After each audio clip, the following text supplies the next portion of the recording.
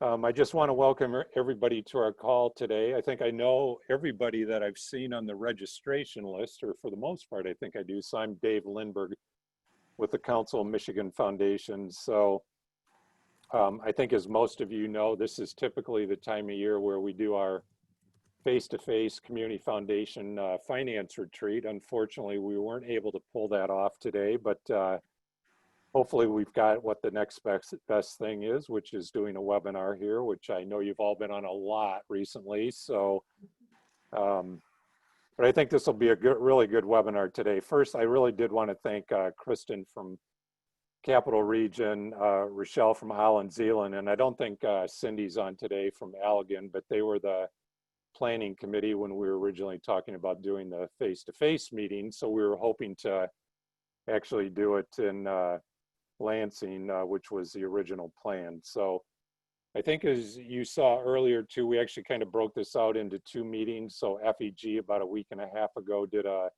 finance webinar or investment webinar for us. And so today what we're really going to focus on would be kind of legal issues for community foundations. And our three presenters today are going to be Jennifer Ortel, Joe Morrison, and Katie Caesar from Bodman. And we're going to actually spend probably the bulk of the time with them, so probably roughly about 90 minutes. And then for the last 60 minutes or so, we'll do kind of our open roundtable discussion. And I think you all saw from the agenda, I actually got a few topics to get us started, but then from there we can just kind of open it up to everyone on the phone. So the way we're going to do it with the legal section here is Katie's going to start out and kind of cover some HR issues that are probably more relevant to the recent virus issue that's going on right now, and you know, potentially the issues focused around returning to work and all that stuff. So as you know, there's a lot of HR issues to deal with. After she just does kind of a quick update, then we'll open that up for Q&A for Katie. Then Joe Morrison is going to talk more about the CARES Act and a little bit about the PPP loans and any other loans that are available out there. Before we start Joe's section, we actually do have a polling question where we are going to ask people how many actually applied for a PPP loan. So I know a few of you did, but then there were some that did not do that. And I know there's been a lot of questions around that area. So we just want to get a sense on how much time we should spend on that. And then after that, Jennifer is going to cover a lot of the legal issues that we've heard come up with the recent COVID-19 virus issues around spending policies, legal issues about potentially changing the purpose of funds and all that. So we've kind of been dealing with a lot of questions over the last several months. So we'll kind of start out with those, but then again, we'll just open this up for Q&A for Jennifer. So we're thinking this might take a total of about 90 minutes. So that's the plan. And then, like I said, the last 60 minutes or so will be kind of the open discussion time there for the group. So with that, Katie, I think we'll go ahead and get started with you. Okay, thanks, Dave. As Dave mentioned, my name is Katie Sear, and I'm a member of Bodman's Workplace Law Group. As you may have seen, there have been over 100 executive orders that have been issued by Governor Whitmer. A couple that we are going to focus on today are 96 and 97. 96 came out last week and loosened restrictions on Michigan residents living in certain regions of the state, particularly northern Michigan, parts of the UP and the lower peninsula. And 97, which focuses on protections for the workplace. In particular, all the measures that employers need to take as they begin to reopen, or they should be taking as they are conducting business. Besides those two executive orders, there are still other laws that are at play here with this pandemic. The Families First Coronavirus Response Act, which was the federal law that went into effect on April 1st and provides emergency paid sick leave, and also provides 12 weeks of family and medical leave to employees who need to care for children. There's Executive Order 36, which has anti-retaliation protections for your employees who might have had COVID-19 or close contact with someone with COVID-19. We've seen the expansion of unemployment benefits, and there are still two other federal laws at play here, the Family and Medical Leave Act and the Americans with Disabilities Act. But for today, we'll focus on Executive Order 97. So that is the order that requires employers to have a COVID-19 preparedness and response plan. And that plan has to be based on guidance from OSHA. This is the order that requires employers to address the prevention efforts and the workplace controls they are going to take as far as cleaning procedures and social distancing. The plan needs to identify the procedures that employers will take if somebody happens to be sick, who exhibits symptoms of COVID-19, who needs to leave the workplace, and what steps the employer will take as far as cleaning the facility, notifying employees and the local public health authorities, and when that employee can return to work. The plan should also address workplace flexibilities, and again, mention social distancing. So if you are able to resume operations, the executive orders still require employers to allow remote work as much as possible, just to decrease the amount of people in a close proximity. The plans need to focus on the risk that your employees have as far as how much contact they have with members of the public. So a plan for a business that has frequent contact with the public will be a little different than a plan that is for workers who do not regularly come into contact with members of the public. And the plan should focus on the social distancing, staggering schedules, continuing to allow telework, spacing out workers and visitors, addressing hygiene, personal protective equipment, as far as wearing masks. Employers are required to provide facial coverings and require masks when people cannot work, cannot maintain at least 6 feet of separation, and face shields when they cannot maintain at least 3 feet of separation. Depending on where a business is located, it may also be subject to local county orders that require specific screenings. The Executive Order 97 does require that employers screen their employees each day for symptoms of COVID-19 or exposure to someone with COVID-19. However, some of the local county orders go even further by asking employees if they've traveled recently. And actually, Bodman published just yesterday an alert about how complicated some of these county orders can be when it comes to travel, especially with people traveling with summer vacations and potentially leaving the state to travel. Depending on where their office is located, they may not be able to return until they self-quarantine for 14 days. So again, Executive Order 97 is the order that you should look to develop your COVID preparedness and response plan. It requires the plan. It requires employers to have a supervisor on site who is aware of the plan and the procedures. You should have training on COVID-19 for all of your employees. If people feel unsafe about the measures you are taking, you need to make it clear that they can report them and feel comfortable doing so, and that they will not be retaliated against if they do bring their concerns to someone's attention. The order requires a restriction on business travel. If you have workers that are using public transportation, you want to encourage them to use a mask while they're taking a bus, for example. And just taking additional measures to keep your workplace safe. We have been receiving questions from employers about encouraging people to return to work because there have been financial incentives to stay home, depending on how much money your employees typically earn in 1 week. With the federal benefits that came from the CARES Act, which provide an additional $600 a week in unemployment benefits, some workers now who have been laid off have been receiving nearly $1,000 each week. So some people are reluctant to come back to work, either because of safety concerns, financial concerns, or both. So that federal benefit is going to come to an end the week of July 25th. So people will go back to just receiving $362 a week from unemployment.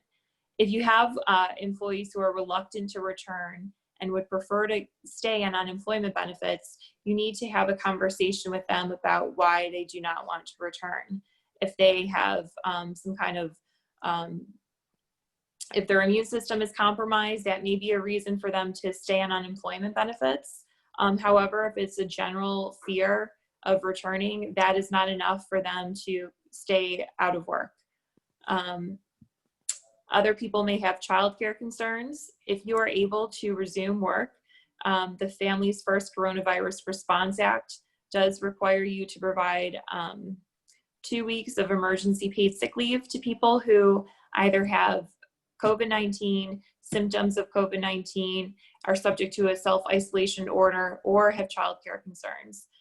So when someone does mention not being able to return, you want to have a dialogue with them and figure out what the concerns are. And their reasons may be subject to either a federal or state law. So we've had a lot of questions about the masks and whether or not they're required, or how to handle refusals to wear them. And a lot of these businesses may not be used to requiring personal protective equipment. I realize the participants here may not have workers who are used to wearing things like hard hats or steel-toed boots. So the thought of wearing personal protective equipment is a little bit different. But employers are obligated to provide a safe workplace under OSHA, and the masks are now required under this executive order. If someone has a problem wearing a mask, you need to figure out if it's because they have a disability like asthma or some other condition, and treat it like any other request for an accommodation. However, if it's just someone who doesn't want to wear a mask because they think they look bad or they don't think they're useful, that's not a reason to allow them not to wear it. And they are not subject to an accommodation. Excuse me. We've also had questions about people refusing to social distance. I don't have COVID-19. At least I don't think I do. Excuse me for one moment.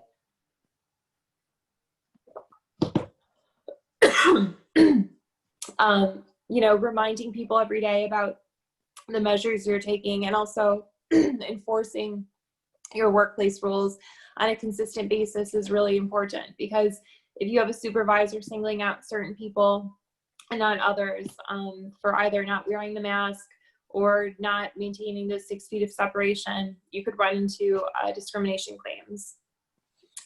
I know we've had questions about taking temperatures. Those are required under the executive order, and they are currently allowed under guidance from the Equal Employment Opportunity Commission. Normally taking a temperature, or actually taking a temperature, is considered a medical exam, and is normally employers are more limited in terms of taking those. However, because this has been declared a international pandemic or global pandemic by the World Health Organization, employers are allowed to take temperatures each day. I'm sure we have questions. I'm happy to go on, but if people have specific questions, I'm also happy to answer them. Yeah, Katie, I think we can go ahead and open it up to questions right now, but maybe I'll start too. The question about the temperature check. So we debated this here at CMF, and you know, my suggestion, which may have not been a great one, would be to have them temperature check at home before they come to work, and then we would figure out some way to log that, which frankly, we hadn't figured that out yet. But my concern was, if they don't do it until they get to work and their temperatures are already high, do we really want them to do that? But I guess the question is, does that meet the guidelines if they're doing it at home before they come to work? And if so, do we have to log that somehow so we know they really did that? Or that was kind of what we were debating here at CMF. We have been recommending that employers have in-person screenings to the extent possible. If it doesn't make sense for your business, then don't. But you definitely need to track the fact that you are screening for temperatures each day.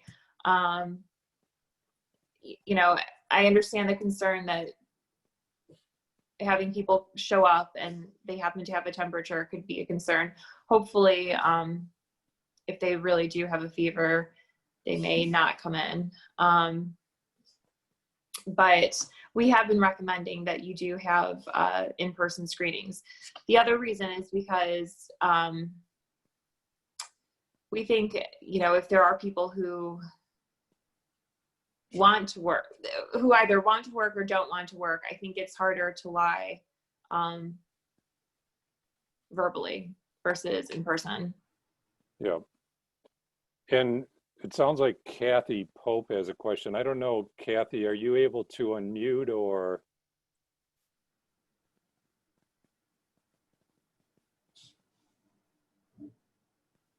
I don't know if you saw that, Katie. She said she had a question about the 80 hours of sick and childcare concern she mentioned. So I don't know if that gives you enough information.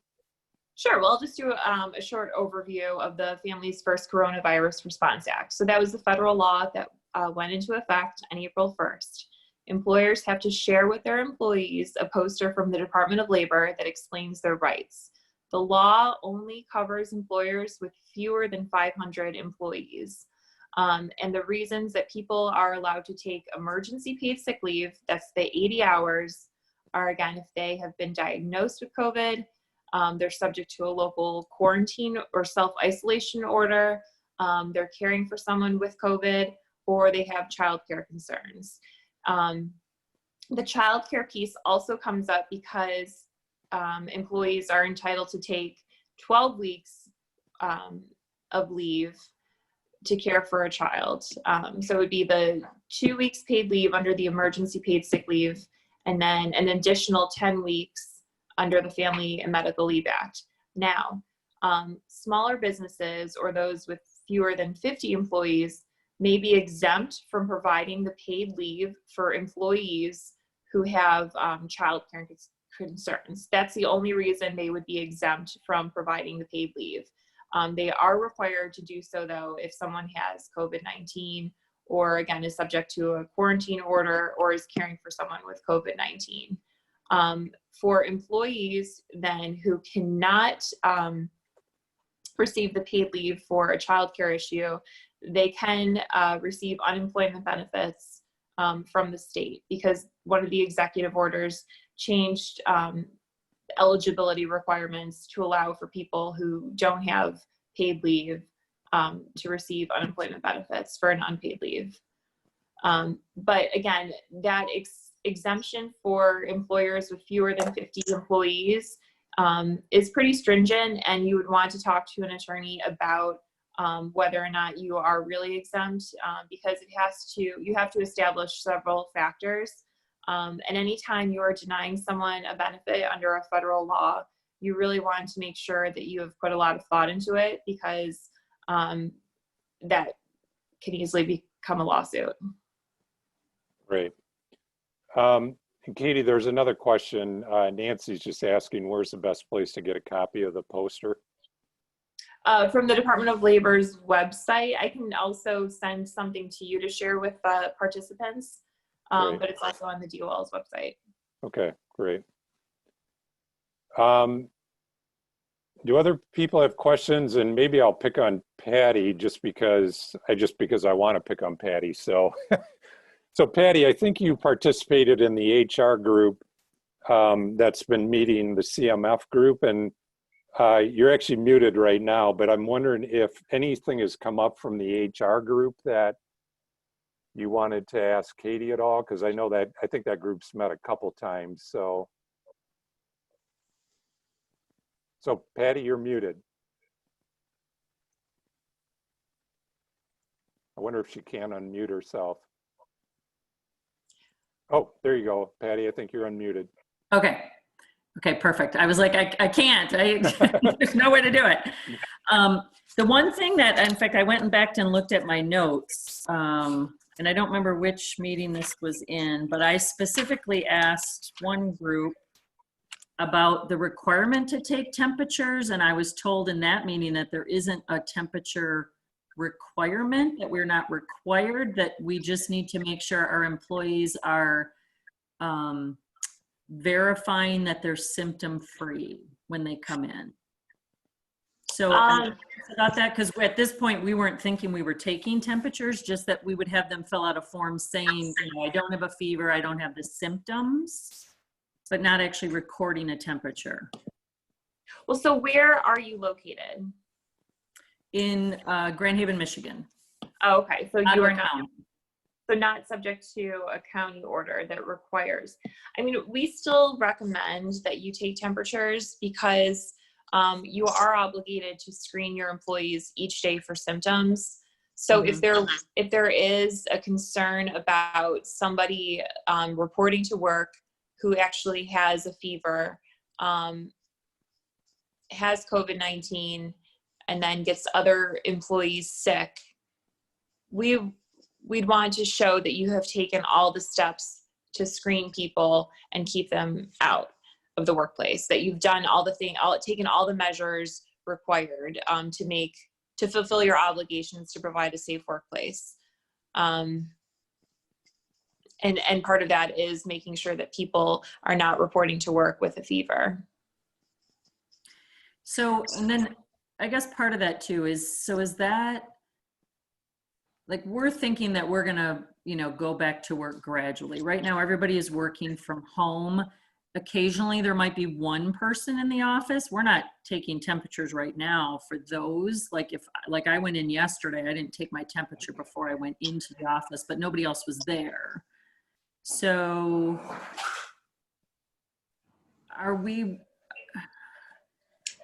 I mean, I guess as long as we have more than one, then we would have to worry about that, because they could potentially cross in the hallway, or, you know, and still have a mask on, but still, you know, we're trying to think of every way we can make it safe, but there's just so many things, right?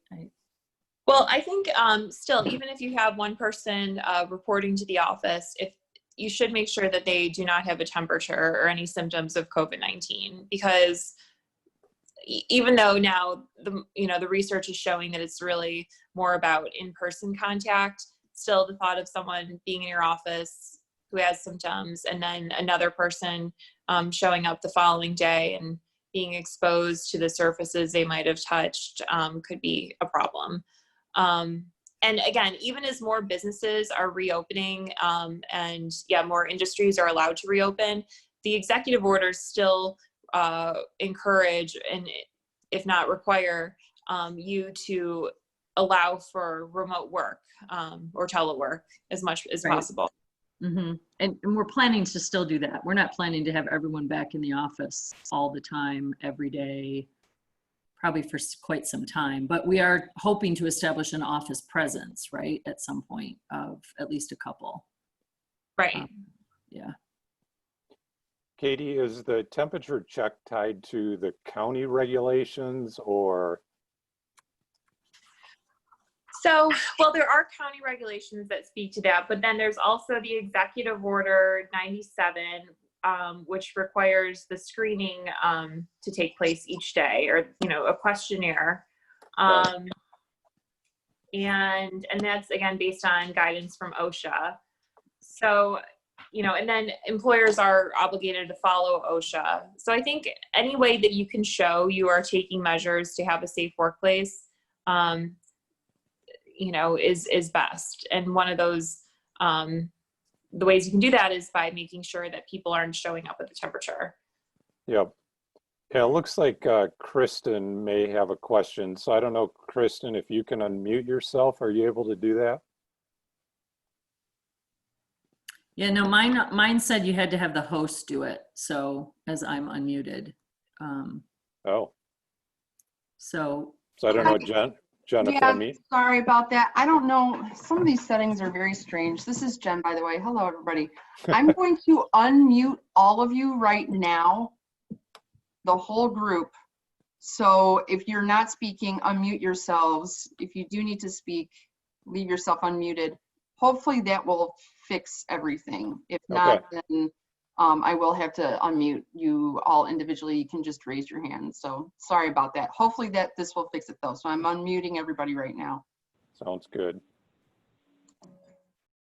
Here's the question from Kristen. She says, how strict do we have to be with the mask? And is if everyone in their office with the door is closed, do we need to wear them? So I think the question is like, when do they have to have them on? So there is an executive order that speaks to office work, and I believe if someone is in their office, they do not have to wear it, but when they are out in the hallways or in other public parts of the office, they should have the mask on. There is an executive order that will address how to handle like your kitchen or your restrooms. And again, those measures should also be in your preparedness and response plan about how you are treating those public areas of your office. And actually, so I mentioned the DOL poster, the Department of Labor poster about the Family First Coronavirus Response Act. Your COVID preparedness and response plan needs to be published by June 1st or 2 weeks after you are reopening. And that will be so your employees can see all the measures you're taking to keep them safe, what's required, again, about, wearing a mask. If they're in their office with their door closed, sure, they don't have to wear it. But you would also want to provide training or make sure people know how to take the mask on and off safely. And there's guidance from the CDC on that too. And I can share that with you after the call so you can send to the participants. Great. Yeah, Katie, do we have an example of a plan, or is there anything out there that we might be able to share? I can share a form that you would want to customize. It's not, you'd want to, take it with, it's something we've prepared, but at the same time, it's not something we've prepared for the specific business. So there will be a disclaimer about our relationship with the participants. Yeah, we'll throw a disclaimer that it doesn't create a client relationship, yada yada, that sort of stuff lawyers love, but we can send one too, just so everyone has at least something to look at to kind of know what to go by when you're tampering it. I mean, most of these participants, a lot of them are fewer than 5 employees, but it's just an office setting. Right. So I think that would work. That's great. Yeah, I think if you can share that with us, we can send that out to the group. So Dave, can I ask just a quick question? Yeah. Just in terms of making sure that I'm interpreting the order right, that there's something, I mean, preliminarily to the need to file a plan, you have to be explicitly allowed to operate face-to-face. So that I'm just kind of speaking through it just in my own head, that the idea of coming up with a plan or formulating a plan is quite a bit down the road for, at least in my interpretation, organizations like ours, because even Order 97 still starts with the premise that you have to be able to require your employees to leave the house. So that there's still this sort of fundamental shift that has to happen. And I think that because I've struggled with this in terms of the language of like opening or not opening, but it's really about working from home or not working from home. And you have to be able to work from home in order to even necessitate the plan. Or I mean, I'm sorry, you have to be able to work from the office in order to even need a plan. So that there's still something that has to change, because even like under the executive order, and this is a question for Katie. I mean, I would question if we were, and I'm in Flint, but if we were in region 6 or 8, I'm not sure we could conduct face-to-face business even under the more relaxed order. So that's really where I wanted to do a check to make sure I'm reading this properly. Right. So the plan it has to be available either by June 1st or within 2 weeks of resuming your in-person activities. So if you're not having anyone go back to work by June 1st, you just look to whatever. But I guess that's what I'm trying to clarify, though, is that and I hear that and appreciate the distinction of when the plan would need to be in place.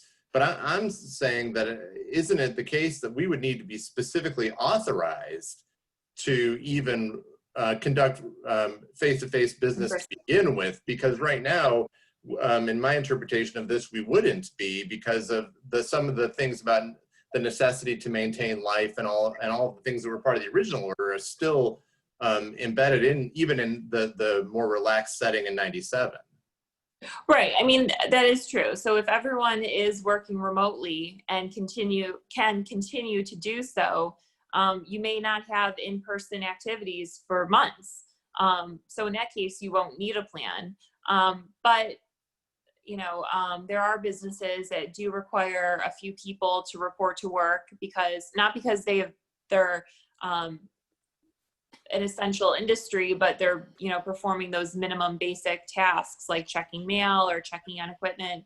So if you have a couple of people in the office to do that, then you would want to have a plan in place. But really, for a lot of businesses that have been successfully working remotely or allowing their employees to do so, if they are not having in-person activities, there's no need for a plan just yet.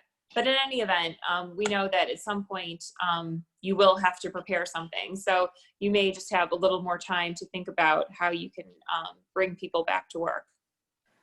Yeah, In other words, I think we're still under quarantine until June 12th, right? So I think that's what you're talking about, Brett. So we're still under that. You need the necessary letter, but you should be careful with those people who are going in and checking the mail. This is sort of the same thing we've always had, although we've gotten some more from this Executive Order 97, some more information as to what it's going to look like when we start opening up too. So anticipating that, but you're absolutely right, Brett. We can't do anything now until June 12th. And the governor's office had told one of my clients that it was going to be the 19th. So they lessened it by a week. I don't know, if that means that we'll see an extension again, but I think, right, June 12th would be the earliest. Is that right, Katie? Yeah, I would think so. Yeah, and I would say, Jennifer and Katie, to Brett's point, we've kind of had this push-pull at CMF about, Kyle's been pushing us to get a final return to work plan. And of course, Tammy handles the HR area, are pushing back to Brett's point of, technically we're not allowed to be back at work right now anyways. So in 2 weeks or whenever the time comes, and it might be a month for us or longer, things could look totally different. So we kind of feel like the plan needs to stay flexible, and it won't be finalized until we know we're ready to go back to work. So, but we're struggling with that too at CMF, knowing that, we don't know what things are going to look like when we return. So. Right. I think a lot of businesses do have those questions, but, again, if you do have areas in your office where people tend to congregate, you may want to think about how you will handle, the kitchen during lunchtime, if that's a popular spot, or other parts of your office. And again, really, are people able to continue to work remotely? That might be best. Are people going to be reluctant about wearing the face mask? I know there has been a lot of pushback. It's become kind of political. So, so people may then prefer to just stay home and work. Yeah. Which I think is the approach we're taking is we're going to come back when it's a lot easier to deal with people in the office, because right now it seems like it's quite complicated. So So Katie, this was great. I don't know if anybody else has any immediate question for you.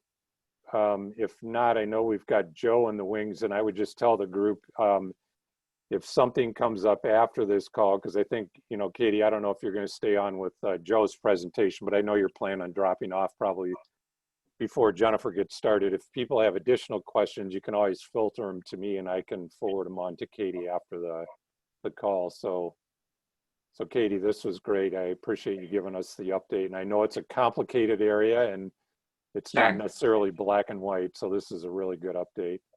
Good. Well, great. I'm happy everyone found it useful, and I will be sending you along those materials. Great.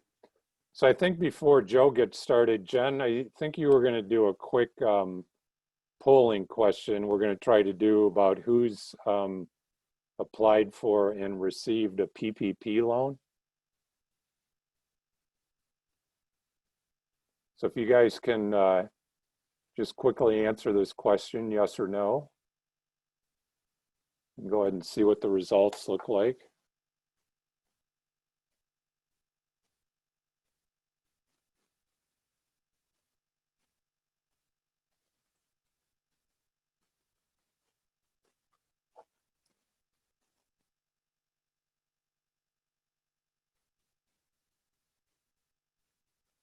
So Jen, are you able to? pull up Yeah. So it looks like right now there's 31 of 35 people who have voted, and it's almost split in half. So yes, 52%, no, 48%.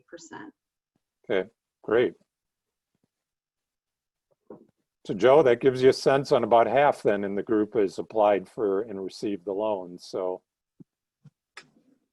Sure. So, and obviously happy to field Q&A since we'll follow Katie's general approach. But I think you know, the main two things that I thought we would go through is both EIDL and PPP loan programs that have been made available by the SBA. And unfortunately, the EIDL program has largely wrapped up in a haphazard, poorly communicated manner.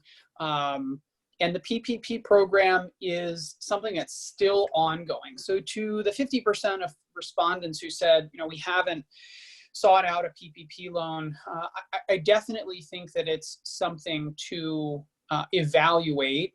And it's a resource that I think is actually changing potentially for the better. So at a high level, the EIDL program is an economic injury disaster loan, and the PPP program is a paycheck protection program loan.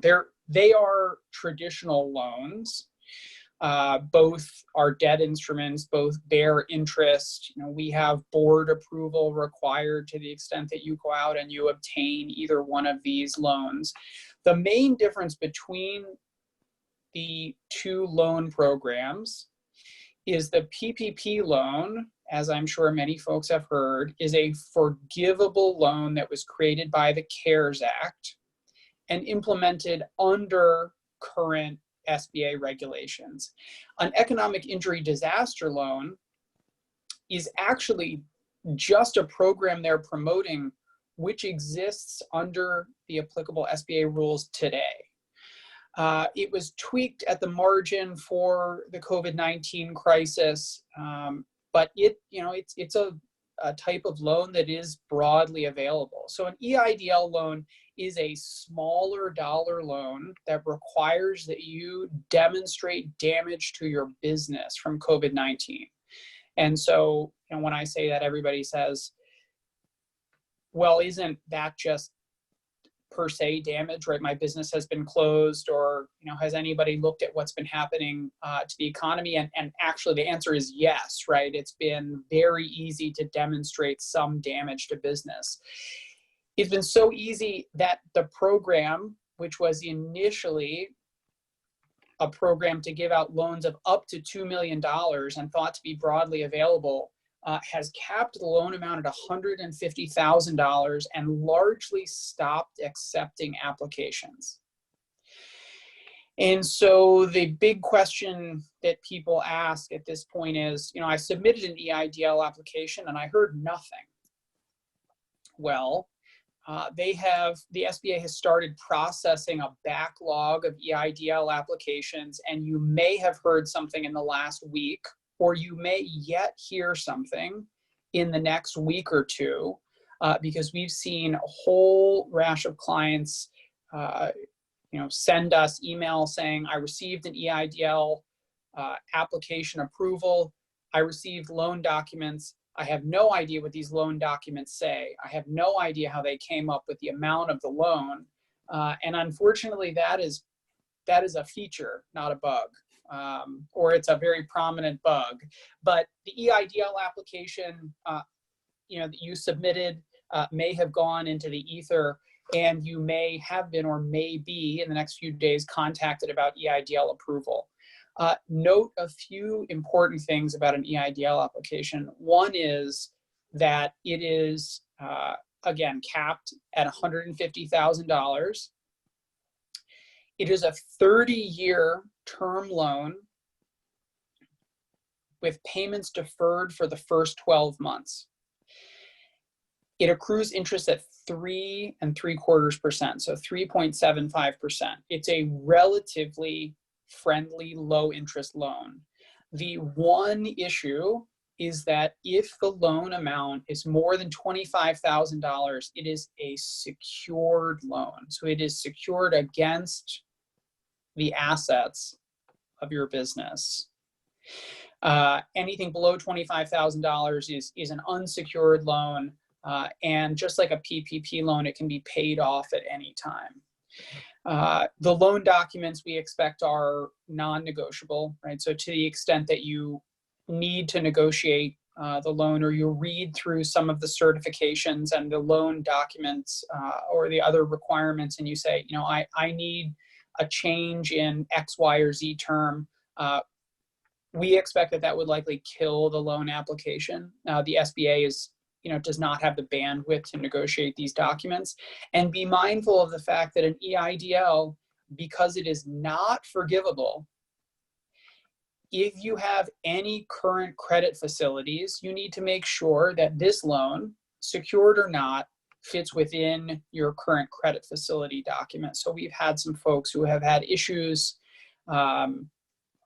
inadvertently tripping loan covenants or otherwise, because they took the EIDL money and didn't really realize that they were also providing security to the SBA. After the 12-month payment deferral, it requires payments. So be mindful of the EIDL being, a helpful instrument, certainly, but a traditional, bank loan. So obviously smaller dollar, the fact that it's prepayable, I have been counseling clients to the extent that you have, 1 or 2 problems with the loan, or, the loan may be something that you plan to use to mitigate COVID-19 related issues with your business, or generally fuel working capital, it's great, right? Note that it's prepayable. So if you say, I don't love this loan, I don't love the terms, but it will help you bridge to what is hopefully a brighter day in 6 months, it can be paid off in full without penalty or premium. So it is still an attractive, relatively low interest working capital loan. And so contrast the EIDL loans with the PPP loans. So the PPP program is kind of where all of the action is. So we did not expect for this to be rolled out as it was and create as many questions as it has. But the SBA's penchant for releasing guidance and documents on Friday evening at around 6 o'clock Eastern over the past 2 months has made things interesting. So the PPP loan, if you have not read about it or have not received a PPP loan, it is absolutely something to evaluate. And I mentioned that the landscape is changing. And that's because there are multiple bills in Congress right now to change the PPP program specifications and requirements to make them more friendly to borrowers. The program was initially rolled out with tight timelines on how the proceeds could be used and how forgiveness would be calculated. And quite honestly, I don't think Congress understood that the shutdown of essentially all economic activity that's in person or in groups would last for as long as it did. So multiple bills in Congress right now are looking at changing some of the PPP program aspects to make it more borrower friendly. And at a high level, PPP loan is a forgivable loan equal to 2.5 months of your payroll costs. It can be used to fund your payroll costs, including W-2 costs of employees, the employer's share of state and local taxes, and also non-payroll costs, including mortgage interest, general lease and rent payments, including potentially equipment lease payments, or rent payments and utilities. So telephone, internet, water, electricity. Unfortunately, a limitation was added when the program was rolled out that only 25% of the loan amount can be spent on non-payroll costs. So the vast majority of this Paycheck Protection Program funding is going to support businesses retaining or rehiring workers as fast as possible. Forgiveness of the loan is kind of the latest topic that everybody has started to ask about. The SBA was about 2.5 weeks overdue providing borrowers with any guidance on how they would obtain forgiveness.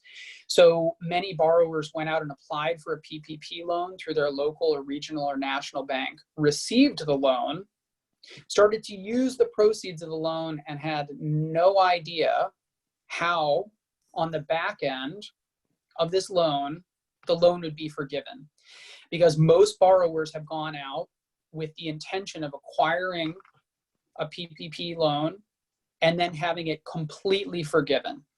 So the PPP loan can be forgiven by using the 2.5 months of payroll, the loan amount, for appropriate payroll costs and non-payroll costs in the 8-week period after you receive the loan.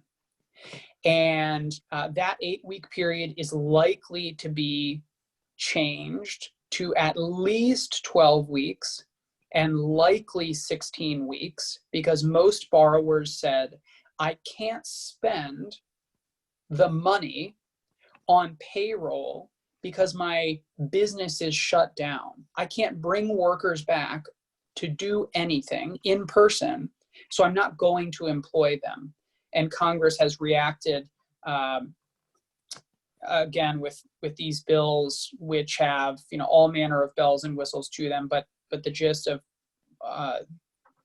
these various pieces of proposed legislation is kind of lengthening the forgiveness period and hopefully allowing businesses a greater period of time, a longer period of time, to actually spend the money.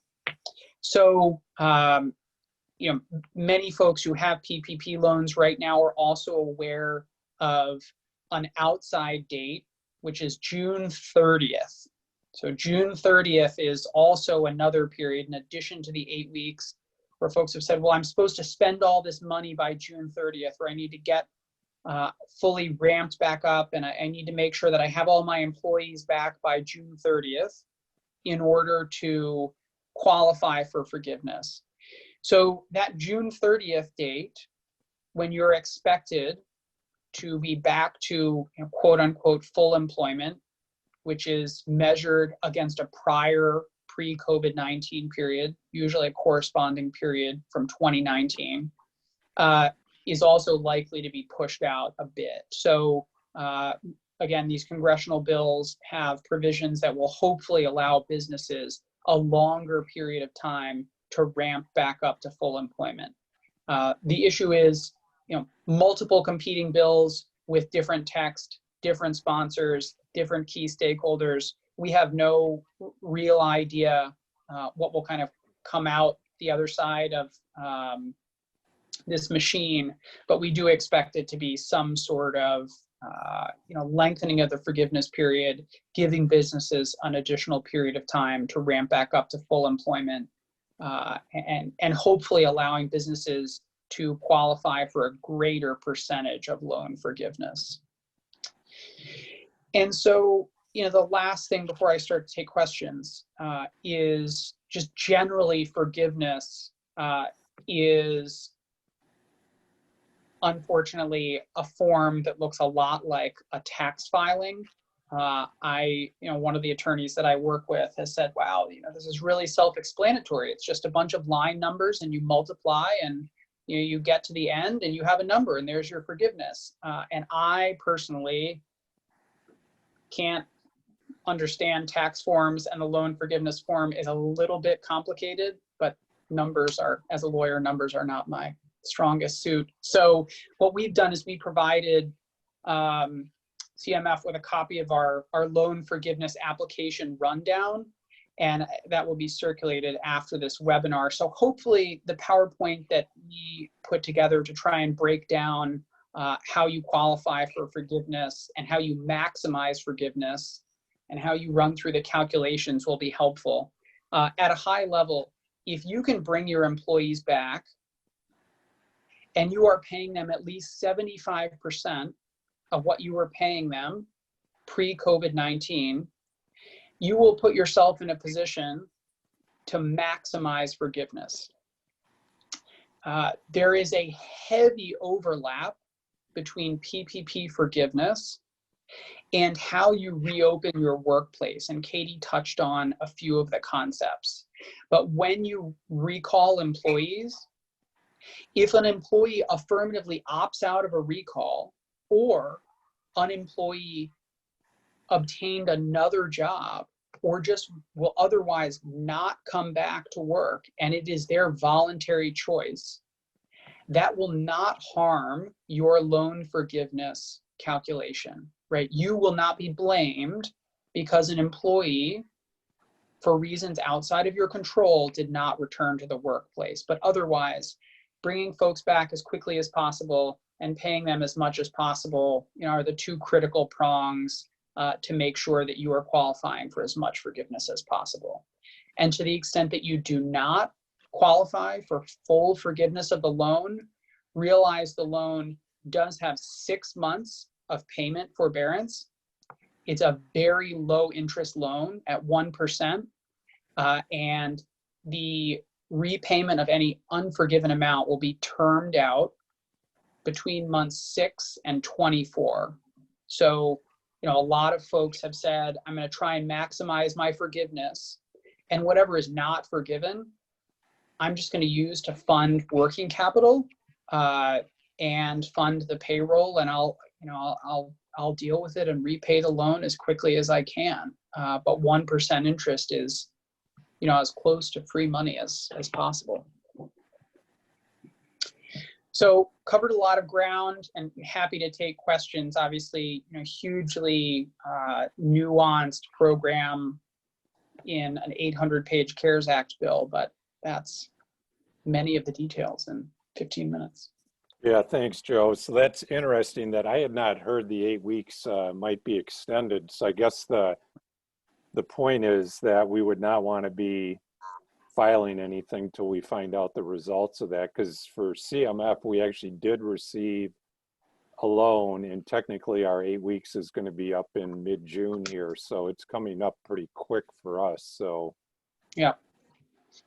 And that's obviously difficult, right? It sounds like you were a little bit on the front end of, when people started to receive their PPP funds. So we do expect to have the results, at least preliminary results of, the leader in the clubhouse on the House side, and then potentially, a Senate bill that conforms. Hopefully we'll know sometime today or tomorrow, but certainly next week, because these forgiveness applications will be submitted soon. So everyone wants to know.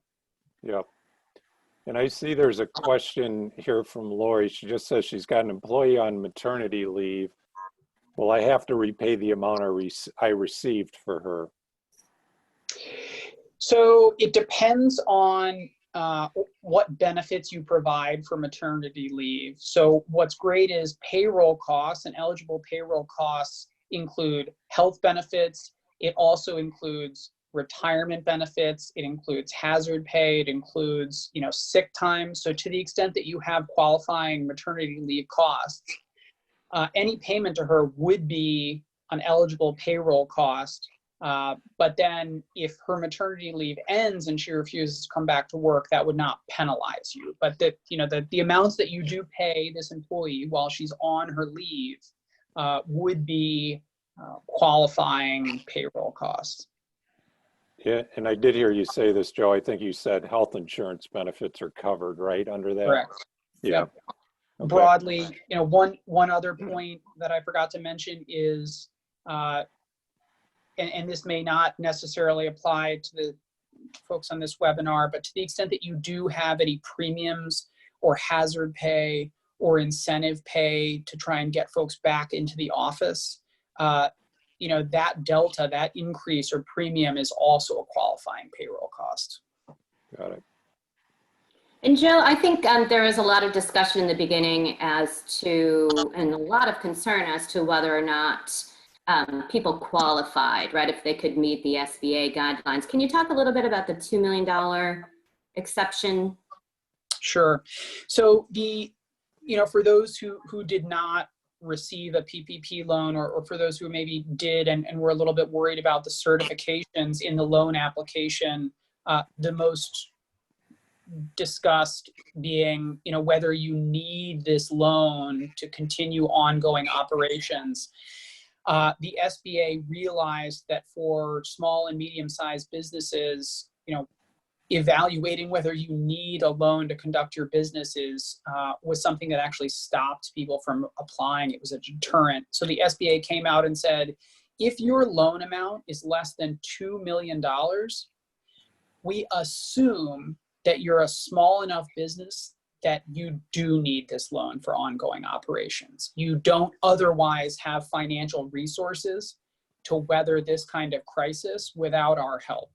So to the extent that you may not have received a PPP loan, or you received one and are worried about whether you really did need it, if your loan amount is less than $2 million, you are assumed and you per se need the loan in the SBA's eyes. If your loan is larger and it's above $2 million, and you say, I think I need the loan, what should I do to really reinforce the fact and kind of buttress my case that I do have the necessity and I qualify there? We've often advised boards to get together to discuss potential reductions in force that would result if the entity or the borrower did not receive the loan, stress testing revenues according to various durations of a shutdown. What would happen if revenues were down 10, 20, 30% according to those durations? So just putting data in the file to support that the severity of COVID-19's impact on your business made this a prudent and good faith request for the loan is really all you can do, and we expect that would be enough. Joe, it looks like there's another question in here. It has to do with bonuses, and it sounds like it could be related to salary employees that are working extra hours because of the COVID-19 issues. So does that count towards what will go against the PPP loan? Yeah, so it's tough. A couple of layers to that question are, bonuses are permitted. So bonuses are generally permitted uses and permitted payroll costs. you know, to the extent possible, we try to keep those bonuses relatively consistent with the ordinary course of past bonus programs or linked to performance. And this sounds very much like a hazard pay concept, which would, you know, we expect that would be acceptable. The SBA hasn't opined on this specific use case, but that would likely be acceptable. The wild card here is with bonus programs for salaried employees, you need to be very mindful of the fact that these bonuses could not push somebody over receiving a $100,000 annualized salary equivalent during the 8-week period.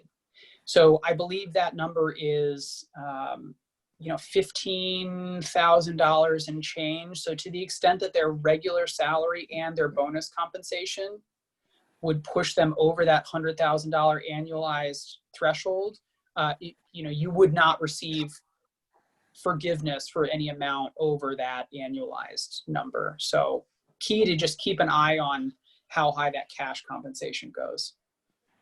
Here's a good question. It's asking about employer provided HSA payments, if those qualify. So we do expect those would qualify to the extent that they're made in the ordinary course, and then two, they are paid regularly during this cycle. So, you know, you wouldn't want to try and bring forward a payment that would ordinarily be made in July just to put it during the 8-week period. But to the extent that somebody's earning these HSA contributions or 401k matches during this 8-week post-loan period, those are absolutely deductible costs. So it's just be very wary of prepayments, but yes, those types of benefit costs, especially if consistent with past practice, would be allowable. Got it. Are there any other questions for Joe at all?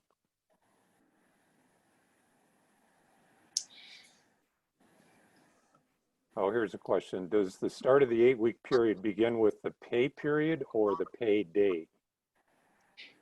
So I was partially trying to avoid this very nuanced question because it is a very common question. Our PowerPoint does address it, so I wasn't going to avoid it entirely. But there are two ways to calculate an 8-week period. The first is the 8 weeks from the date the PPP funds actually hit your account, right? That's a clear date. What day did you see the direct deposit?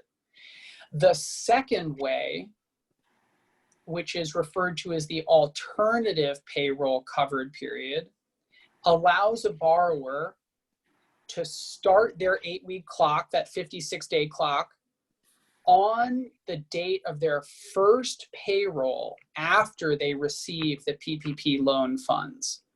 So the goal there is, you know, if we're trying to sync up what is commonly a bi-weekly payroll schedule, we don't want to penalize a borrower just because they received the funds at some point in their payroll process that would minimize the amount that they're paying out. And so the SBA has said, you know, I'll give you the choice of starting it on the day you received the funds or your first payroll after you receive the funds. And that'll be in our PowerPoint. It's actually discussed, you know, relatively well in the forgiveness application, but that's a great question. Right. And so obviously happy, you know, our contact information is in here. You know, a lot of this is very nuanced and fact dependent. And there are a couple of details we glossed over, but happy to discuss this obviously with anyone who has some questions. And I know to the extent that you've engaged a CPA, we're working closely with client CPAs to make sure that appropriate documentation is developed and maintained. And, you know, folks are generally understanding what they need to be gathering to position themselves well for forgiveness. Yeah, I would just say on this issue, you know, it's interesting. We went through JP Morgan Chase, and other than they were incredibly helpful for the application process, they have not given us a lot of guidance on the use of the funds. They keep deferring back to our auditors, our legal counsel, and stuff like that, but they are not going to give us guidance on the use of the funds. I find that interesting that I don't know if that's typical of most, but that's what we're finding.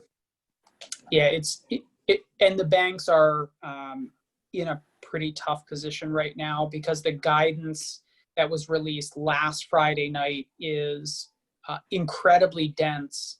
And, you know, I think the banks are most weary of all of these changes coming down. So they're very afraid to go on record with any guidance, knowing that the hurdles and the gates are going to change. So pretty Great. common. Well, thanks, Joe. This is really good. I know you said you've got a PowerPoint that I think you Yep. sent to Jen, so we'll get that out to the group after the call. And, you know, like I said with Katie, if there's additional questions, if they want to filter them through me, I'll definitely pass them along to you. So Great. All right. Thanks, everyone. thanks, Joe. Thank you, Joe. Thank you, Katie. Bye. So Jennifer, with that, I think we're set to cover some of the other topics that have been coming up over the last, gosh, it's been 3 months or so now that you and I have talked about. You've answered a lot of questions for community foundations during that time period. So, you know, I don't know if you want to just start with some of the topics we've been talking about. And again, Jen, I don't know, are we able to unmute the group as a whole or not necessarily? Yes, I already did that once. I can do it again. So I can do that. So I see. So it still looks to me like most of the people on my screen are showing muted. So Jen, does that mean they would just have to manually unmute themselves if they want to ask a question? Yeah, I did Okay. just unmute everybody. So if people are still muted, I apologize, everybody. That's okay. I'm doing what I'm supposed to be doing here, and it's not wanting to work for me, apparently. Not being friendly today, so. I'll test it. Can you hear me? Yeah, Yep, it Paul. works. Yep, Mine, that worked. I can remute mine if I need to. So I think I'm good. Or we can mute you, Patty. Maybe, Hey now. I know I'm supposed to be nice to the members, right? Sorry. Nice. So Jen, I don't know if you want to get started, and then usually, you know, people will have questions they want to jump in on. So Yeah, and I apologize. We're on an hour and 10 minutes of listening to lawyers, and we didn't even give you bagels or anything. So I hope everybody had some good carbohydrates this morning and coffee. As Dave said, a lot of the issues that have come up during this crisis, besides what we've already covered today with these crazy, you know, hundreds and hundreds of pages of laws, are just, what do we do? We're getting a lot of requests, maybe internally and externally, to change the use of and designation on our funds. So first off, we'll cover sort of changing a typical fund. How do we deal with endowments? And then after that, we're going to talk a little bit about disaster relief, which is, you know, there are plans that have actually, and rules that have been in place for a long time. We just don't talk about them a lot. And then I'll go into what I think is a pretty exciting project that CMF has undertaken. So just to start with, how do you change donor designations on funds? As you know, we have the UPMIFA statute, Uniform Prudent Management of Institutional Funds Act, which is it's a model statute adopted in all states except Pennsylvania. It varies slightly from the model. And this came into place, we used to have UMIFA without the P, which is prudent. And those of you who were around in 2008 remember how during that economic crisis, a lot of endowments were underwater. They had this notion of you can't spend below this historic value. And so we had organizations with, you know, decent pots of money sitting there, and they were worried about not being able to touch it, right? Maybe even considering going out of business because of cash flow issues when you have couple $1 million sitting in an endowment or more. And so the UP-MIFA statutes were adopted by the states after that time.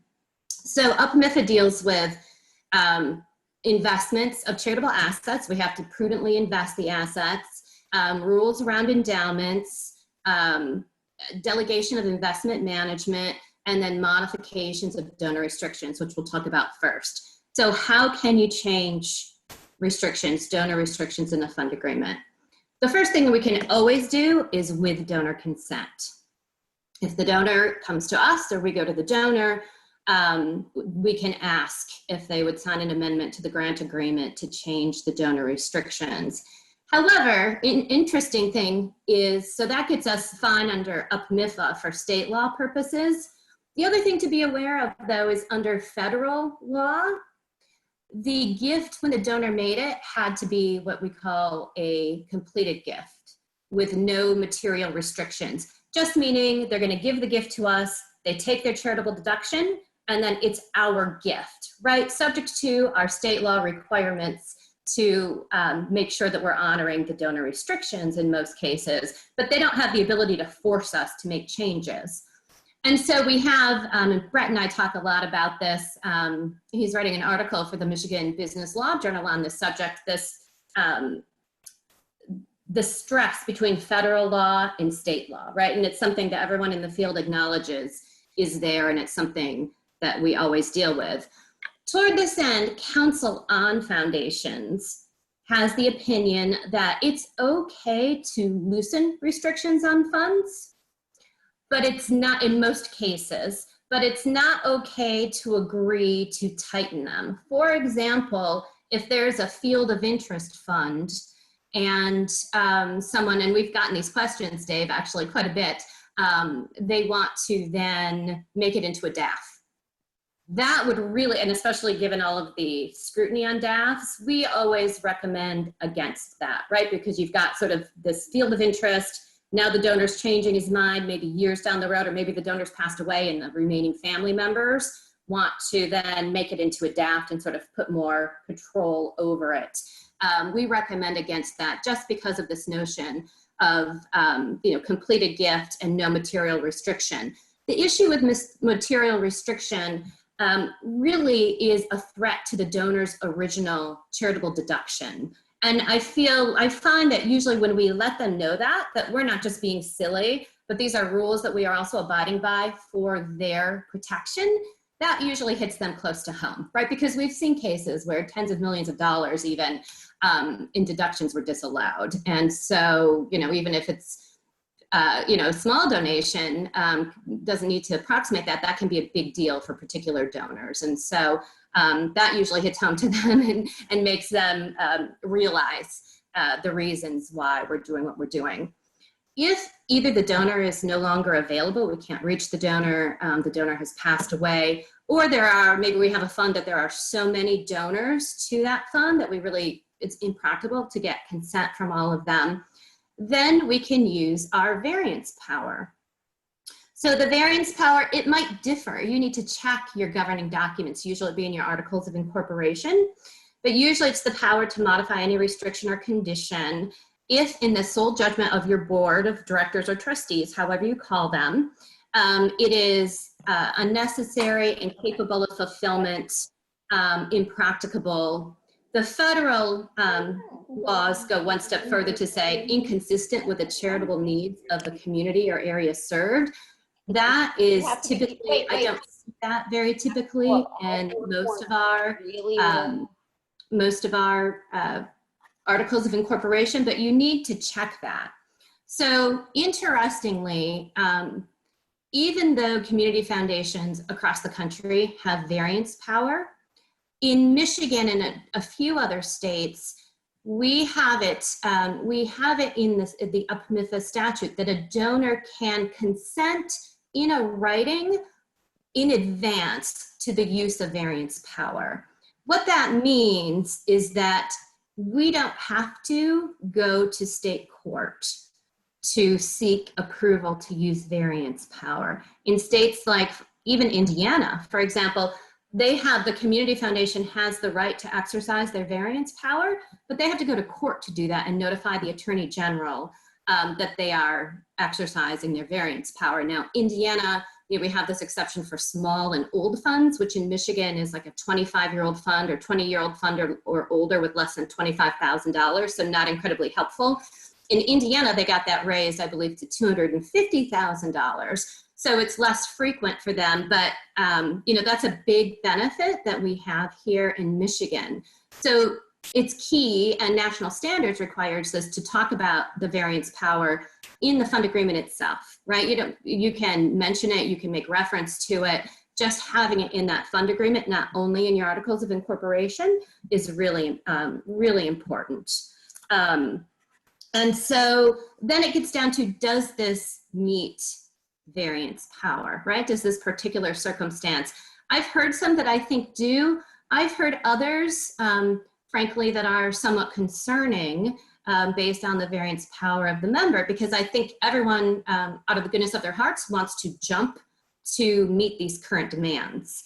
But whether something or whether a particular fund restriction actually amounts to this level that we should just grab those funds for scholarships and throw them toward COVID, I think is, that's a much deeper conversation.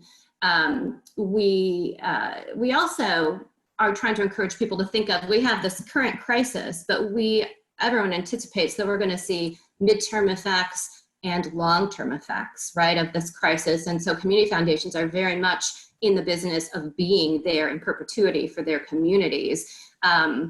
Also, we need to think about the practical implication of creating precedent, right? So we let one of our really big donors does something, we don't suddenly want to go removing all these restrictions and having all of our funds spent, right? That would leave us in a difficult position. And that donors are going to talk, where most of us are in small towns and people talk about that. So if they say, oh, the Community Foundation let me change my scholarship program to a COVID program, then you're going to certainly have others coming to you, and they're not going to be very happy if you don't allow them to do the same thing. So there are a lot of, the law is one thing. I think that's often the least important. It's these other practical implications that are really more important to think about. We've also gotten a lot of questions on endowments. So just a key, so endowments, as we said, are also governed by MIFA. One important thing to note, though, is that if an organization takes its own unrestricted funds and the board says, we're just going to set these aside, they might even call it an endowment, but these are our funds, instead of spending them, we want to set them aside and only spend 4.5% of these funds. MIFA does not apply to that, because the board can change its mind and decide to spend down those funds. What MIFA applies to is when in a gift instrument, the express intent by the donor is to endow the funds, say that it's an endowment. There are some other terms of art that they can use. You can only use the interest or income. There are other ways that we can infer endowment, which I don't think that's an issue for any of us. Everybody's agreements that I've seen, if it's an endowment, it clearly says it's an endowment, but we all are left with some legacy, from past decades that may need some more interpretation as to whether it truly is an endowed fund. That also, if you're doing a solicitation, or if an agency is doing a solicitation and they say we're raising funds for an endowment, then that's a donor restriction right there, right? Endowments in most cases needs to be some sort of written indication of an endowment, so emailing solicitation materials. But I even think that if someone were verbally saying this is for our endowment, and it could be proven, that you've got an endowment there, because anytime that we're fundraising, whatever we say to our donors as the reason we're raising these funds for a new playground, boy, then you've just restricted yourself into a playground when they give you those funds, right? So we always want to be mindful of what we're saying. Also, donors spending restrictions in the gift agreement can override a PMIFA. And so they may say no more than 10%. they may have additional restrictions, which again, we try to discourage that if possible, because how are you going to keep track of 300 different funds with 350 different restrictions on them, right? So it's sort of a practical matter. We've been doing a lot of thinking about this too. Sometimes our development folks are terrific, but I think they're often too quick to say, hey, we can do this. We can, they're sort of bringing up to the donors these great restrictions we could put on the funds, when maybe the donors, with encouragement or without it, would be very happy to rely on the expertise of the community foundation. The other thing that I think we've done some discussing about, I think is interesting, although a little bit controversial, universities in most cases will do that, is to have in your endowment policy or in your spending policy or investment policy, wherever you talk about your endowments, you could provide some flexibility there, right? So donor intent trumps UPMIFA in all cases. So donor intent means, what does the donor know when they gave you the contribution? And if you refer to an endowment policy that is subject to change from time to time, then, when that policy builds in some flexibility, that I think can go a long way into helping us with certainty with these questions that will come up 10 and 20 and 50 years down the line. That is a little controversial though, right? Some people are concerned that if you have too flexible of an endowment policy, organizations will go spending funds when they shouldn't. Donors will be mistrustful of that. So there are some competing interests there. So when can you dip into your endowment? Under UPMIFA, the board has to act prudently in determining how much to spend. In making those decisions, like in all things, your trustees have a duty to, or your directors, act in good faith and with care that an ordinarily prudent person in a similar position would exercise under the circumstances. Then they have a 7-factor test. So every time they have to think of the duration of preservation of the endowment, the purposes of the charity, the organization, general economic conditions, possible inflation, deflation, expected total return, other resources of the institution, and then the organization's own investment policy. And I think, Dave, CMF had Cambridge Associates many years ago, right, do some sort of study that I think they found, correct me if I'm wrong, I think they found that spending above 5% on average is just not sustainable. Yeah, it was actually, the most recent was published in 2016. So it took returns through 2014. I think the group knows too, there's actually another group now that's made some noise about not only increasing the private foundation payout requirement for a temporary period of time, I think it's like 3 years, but I know you've all heard this before, but also now a payout requirement for donor advised funds. So I'm hoping that's not going to pick up momentum. I mean, I would tell you CMF is strongly opposed to the private foundation payout requirement going above 5%. And most donor advised funds, I think there's a study out that says they already spend well above 5%. So I don't think we feel there's a need, but there's another group that's I've heard just ramped up again here in the last month or so. So I think we're going to hear more about that again. And I think that's the case. In National Standard has really gone to bat for the community, for the field of community foundations.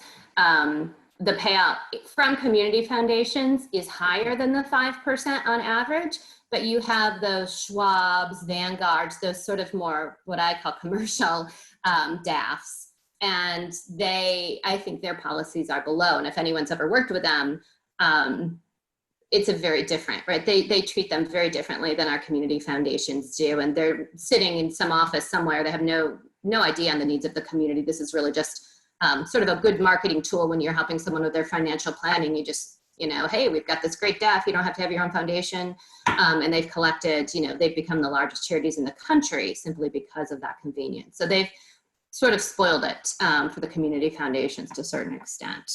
Jennifer, I know given the time, one of the questions that we had, and I know it's on your list here too, is this whole issue about support for businesses. I know we got several Yes. questions about that, and that I think the CEOs discussed that on one of their bi-weekly meetings too, and I know that's a really tricky area. So I think you were going to touch on that too, right? I was, yeah. Just to end endowments, I think, because we've had some questions come up. Some states have a set limit, like if you spend below 7%, or if you spend above 7%, it's deemed of historical dollar value, which that's defined differently in each state, 3 years, 5 years average. That's imprudent. Those same statutes don't say, though, that if you spend below 7%, it is prudent.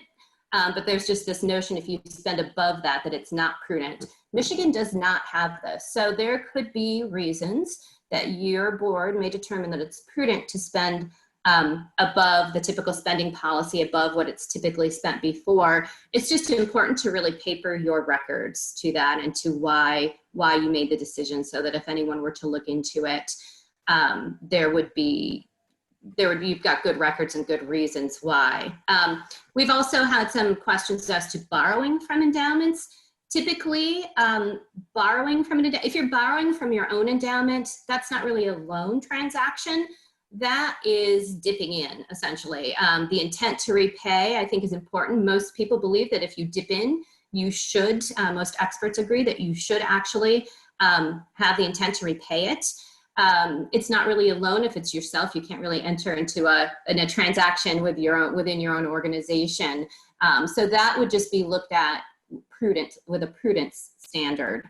The same thing, though, if you were looking like to do some impact investing and to give a loan from your endowment, if it's at a low percentage because it's more of a mission-related investment, that could be possible. But again, you need to examine that in light of the rest of your investments. Now we're not talking grants here, we're talking investments, just to make sure that that's in line with all of your policies and that is in fact still prudent. And again, it's similar to the funds. To obtain the releases from the spending restrictions on an endowment, same thing that you go to with a fund. You can ask for consent. You have variance power, and this has been an interesting debate in the field, actually, that's taking place nationally recently. Some people say that you can make the decision to dip into an endowment using variance power if you have the variance power in your organizational documents. Others say that it has to be in the gift agreement itself when making the endowment. My thought is, I think you do, Council on Foundations believes that it's enough if you have the variance power in your articles of incorporation or bylaws. Keep in mind, though, that in Michigan, we can only exercise variance power without going to court and with Attorney General consent if we have the donor's consent in a writing. So if you don't have that, if you don't have the variance power noted in the endowment agreement, then you could exercise your variance power, but you need to go to court to get approval for that, assuming that you can't get the donor consent first.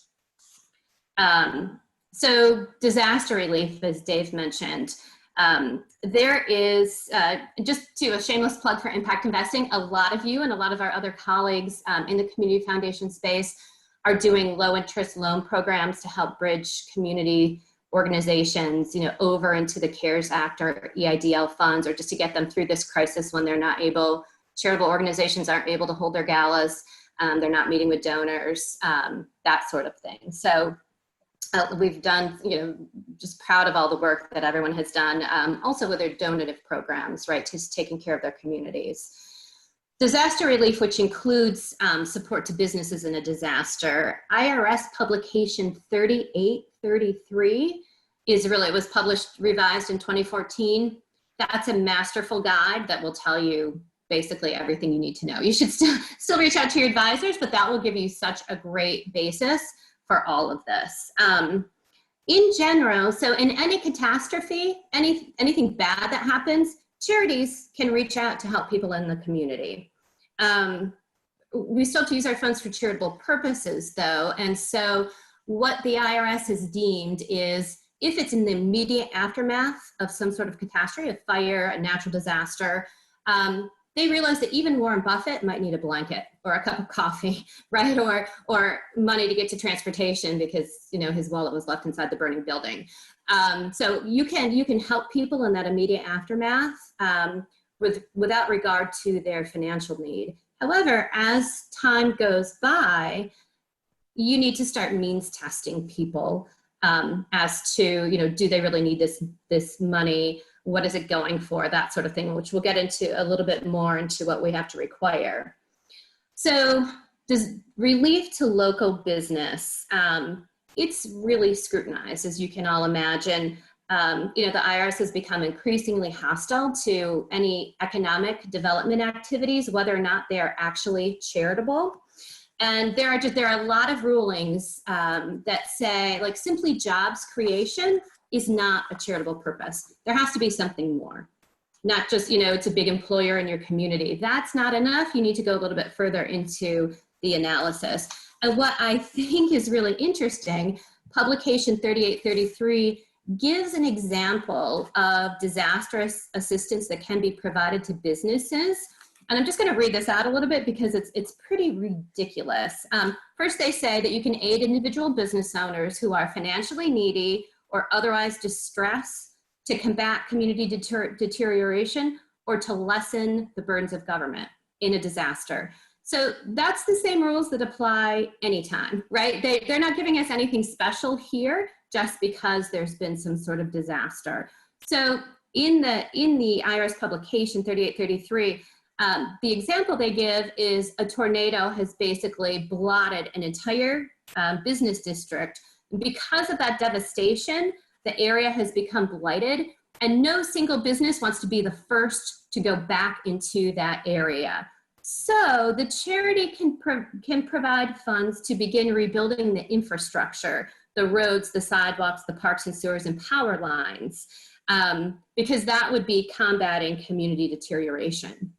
So that, I mean, in my mind too, that's also lessening a burden of government, right? It's the government's duty to provide the roads and that sort of thing. That is, though, a very extreme example of, you know, aid to business, right? Like the IRS often does, they do use an extreme example because they don't want to encourage people to sort of go beyond what might be this fine line of charity. So that's just a slight caution that we really, you know, and please reach out to Dave and we can talk about it. Aid to business is, as a charitable purpose, it has to be really looked at significantly.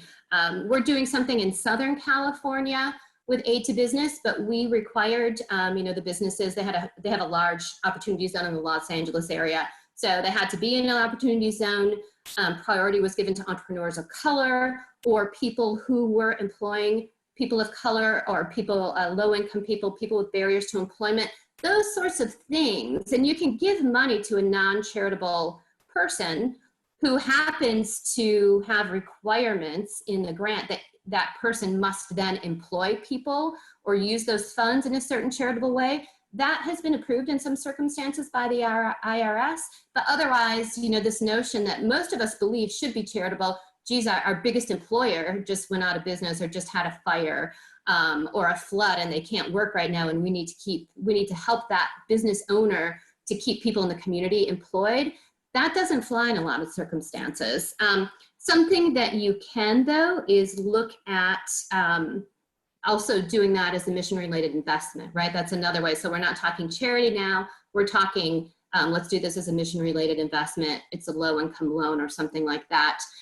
So long as you still have a prudently diversified portfolio, you could look at giving that sort of assistance. And so the other type, so we, you know, in a disaster or any kind of catastrophe, we can always provide charitable assistance, assuming to people or businesses, assuming that it's charitable, which means, you know, we have to have an indefinite class of people.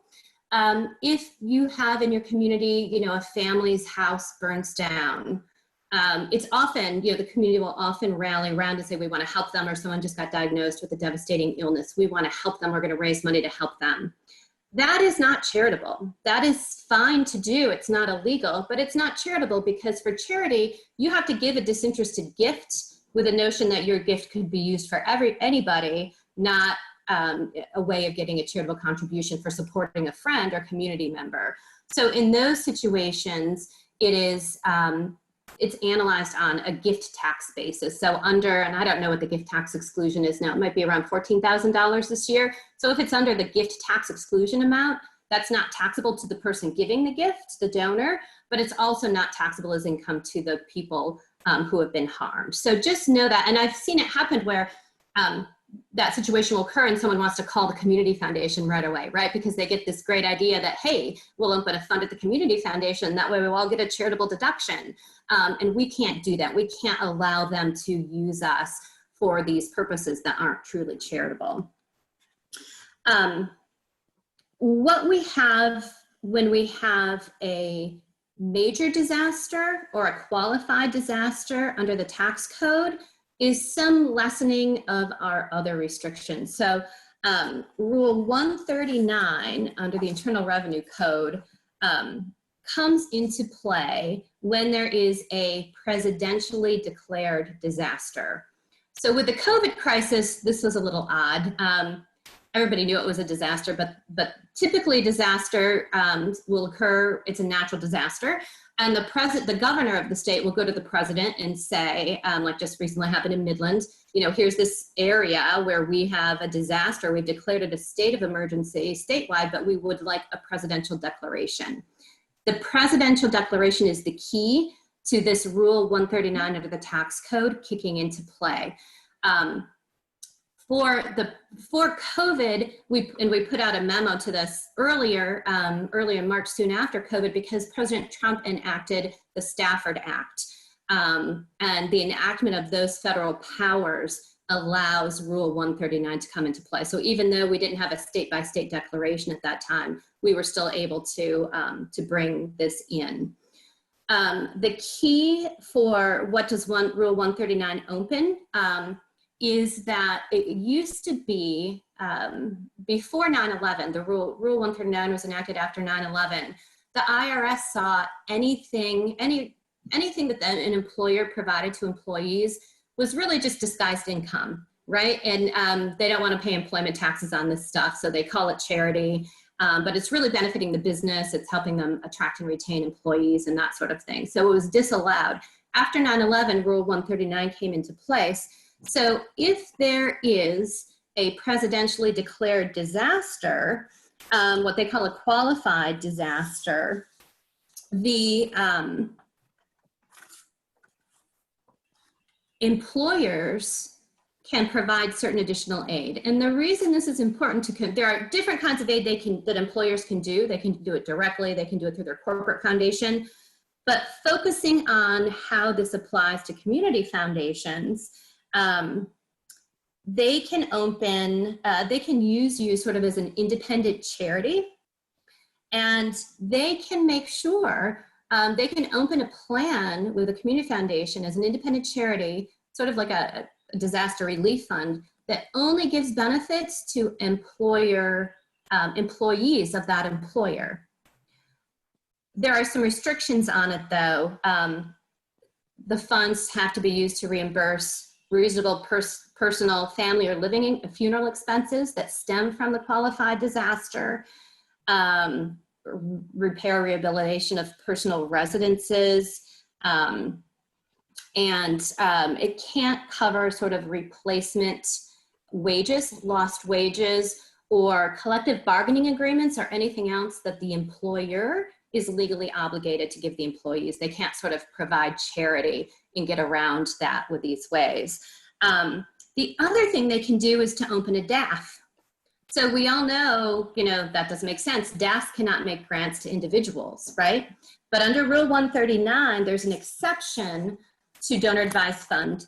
Again, only in the event of a qualified disaster, so a presidentially declared disaster, an employer opening what looks like a donor advised fund won't be deemed a DAF, so you can provide assistance to individuals if there are 6 different factors, but essentially if the fund serves the single identified purpose of providing relief from the disaster.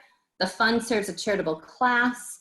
Grants are based on an objective determination of need with a selection committee not controlled by the employer, anyone who has managed key management, or anyone who makes decisions on behalf of the employer. And no payment can be made to a director or officer of the sponsoring organization, so of the community foundation, or any member of the selection committee, as well as sort of those key employees of the employer. So again, it's not a state disaster. That only kicks in a qualified disaster, such as with COVID-19 or the recent floods in Midland, or any other, God forbid we won't have many more in the future, but anything else in the future that qualifies as a presidentially declared disaster. But one interesting thing that is important and that applies whether or not we have a disaster is that employers are also allowed to provide what they call like an employee hardship fund. So even if we don't have a qualified disaster, employers can set up a fund. There has to be, again, there are some different requirements. The potential pool of recipients must constitute an indefinite charitable class. They must be selected based on an objective determination of need by an independent selection committee. The key here is a lot of corporations actually have these employee hardship funds. So an employee's car breaks down, or a personal employee's house burns down. Typically, this is not deemed charitable, but employers can open these funds. The reason it's charitable is because it is, they're open to anybody suffering right now, but also suffering in the future. So, oh, Joe's car broke down, but we're not just helping Joe. We've got this pot of money sitting here to help people into the future. The interesting thing too is so the Tulsa Community Foundation of Greater Huntsville, those are just a couple examples I've seen of organizations that have these programs. But E4E Relief, it's a subsidiary of the Foundation for the Carolinas.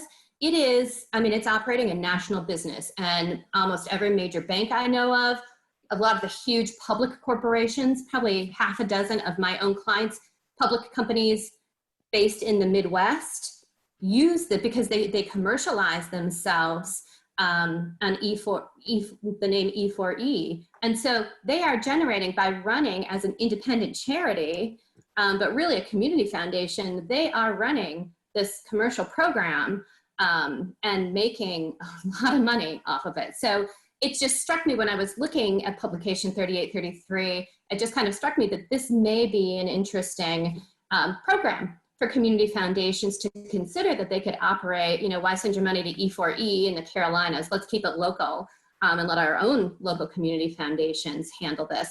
Again, get advice, because there are all these rules and traps for the unwary, but I think it really provides a potential opportunity.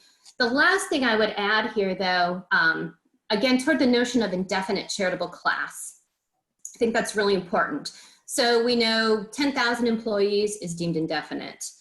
There's really no other guidance. So that really needs to be looked at. Are there enough potential recipients where we don't know, okay, these 5, even in a qualified disaster, these 5 families are the ones, they're the only ones that could even apply for the relief because they were the only ones affected by this tornado.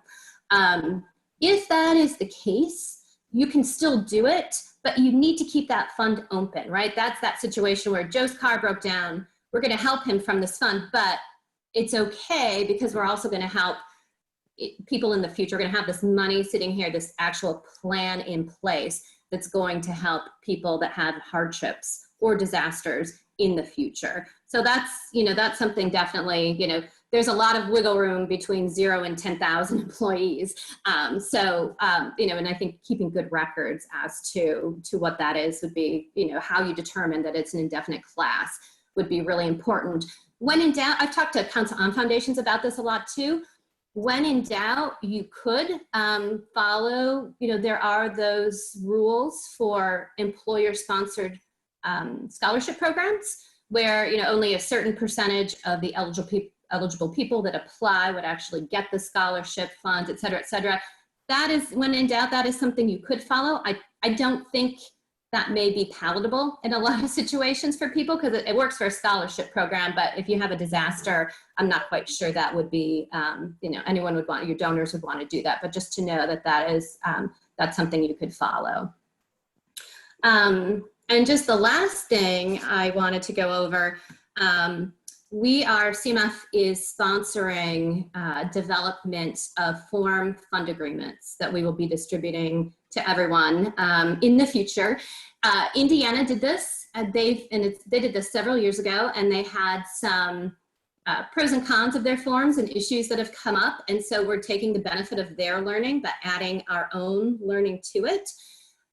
We realize everyone might have their own forms that you love. A lot of people have been, God forbid you pay a lawyer a bunch of money to have to go do your forms for you. So CMF, heard this cry and wanted to make sure that we're providing this service for everyone. So even if you have your own forms you like, these might be, you can take a look and see if there might be some things that you might want to add to yours or question.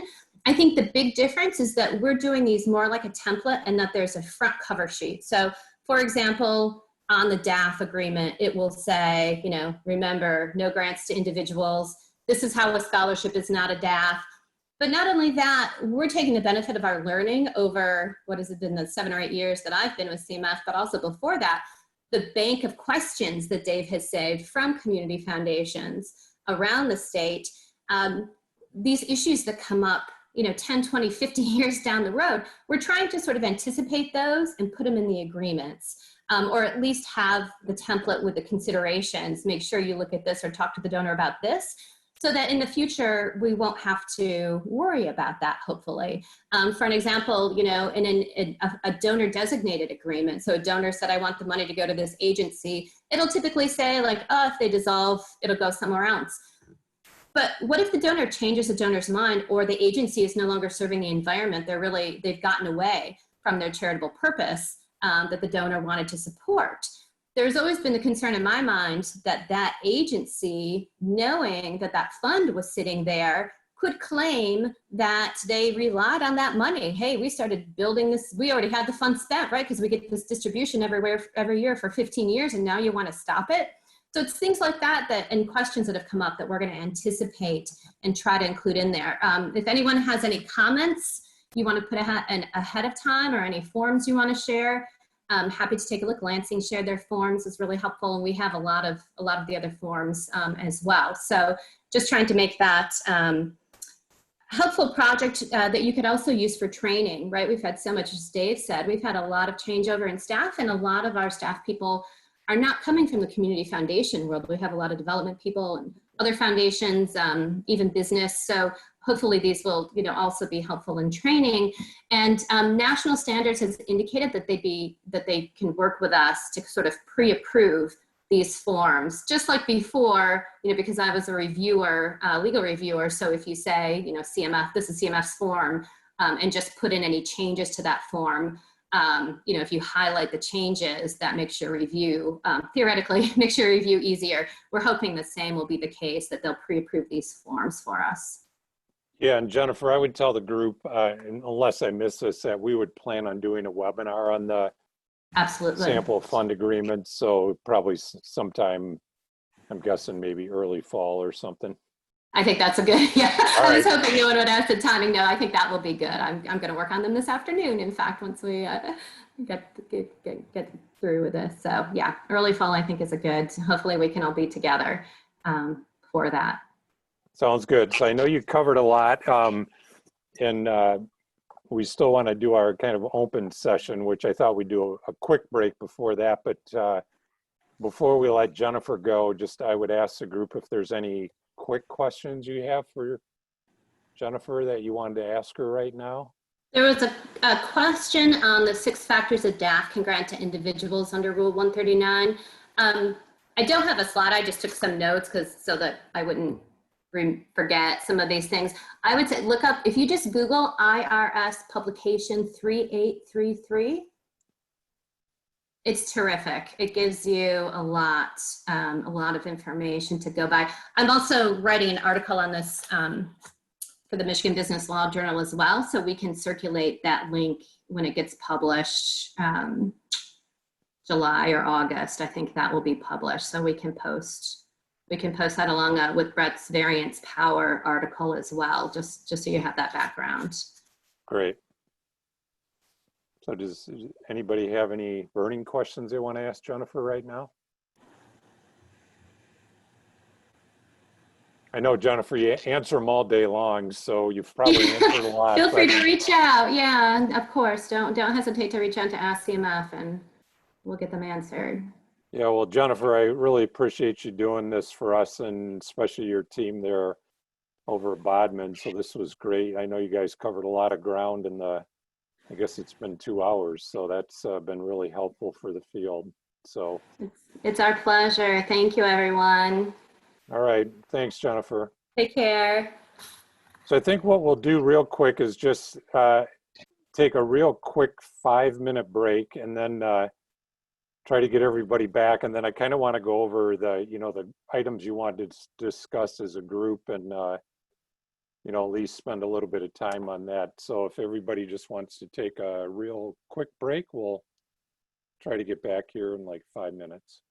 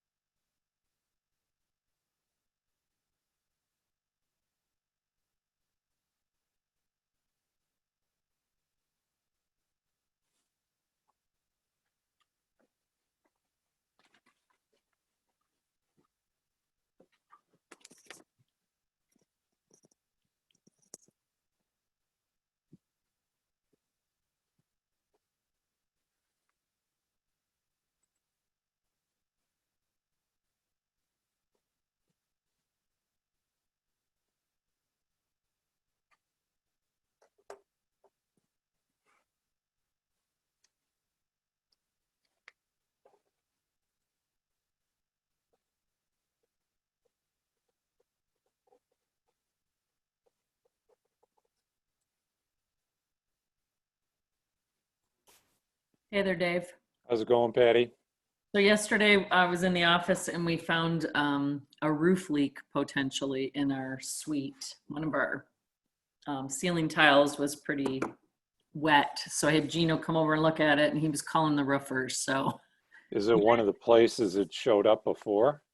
no, unfortunately. Kind of near where it showed up before, but no, this is a brand new area. It's like in the hallway going down towards my office. Most of the time they were up more closer to the entrance to the Loudit meeting. So that's fun. And COVID may be related. I don't know. The roof is sick as well. Who knows? Yeah, exactly. That flat roof is nothing but problems. So I know. Yeah. Issues. All kinds of issues. So Kathy, I was hoping you're going to be able to speak a little bit to your conversion. So when we get most people back, maybe if you can speak to that, maybe we could start with you because I think a lot of people are interested on how that's been going. Yeah, and I'll probably have Renee speak to it because I'm not gonna lie, Renee has been doing the majority of the work related to the general ledger and the investment side. I've been just being supportive and helping her with other work, but yeah, we can do that. Sounds good.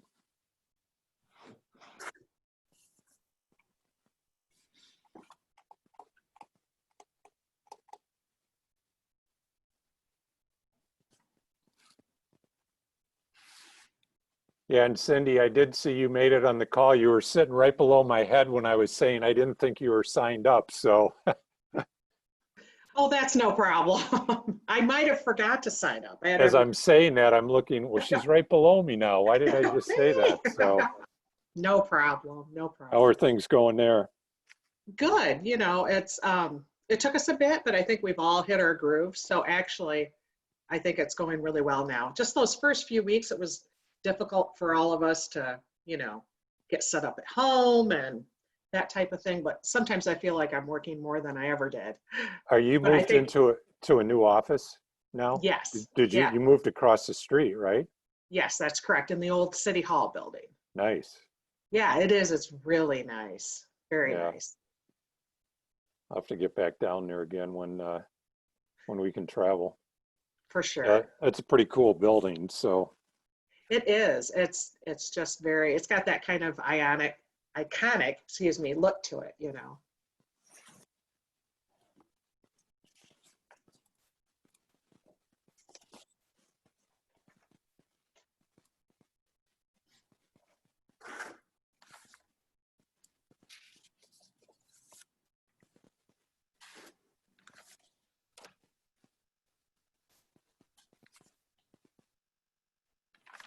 So Patty, what has the turnout been for the HR group that you've been participating in?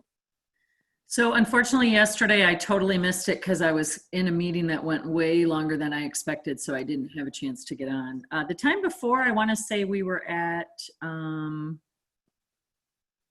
don't know, 10-ish. So I don't know how yesterday's was, so I'm not sure. I'm hoping I still get the either the slides or if they recorded it or something, but. Yeah, and I don't know if everybody knew that on this call, that there is an HR group that meets. I think it's pretty small. I don't know if we have, certainly it's not the size of this finance group, but I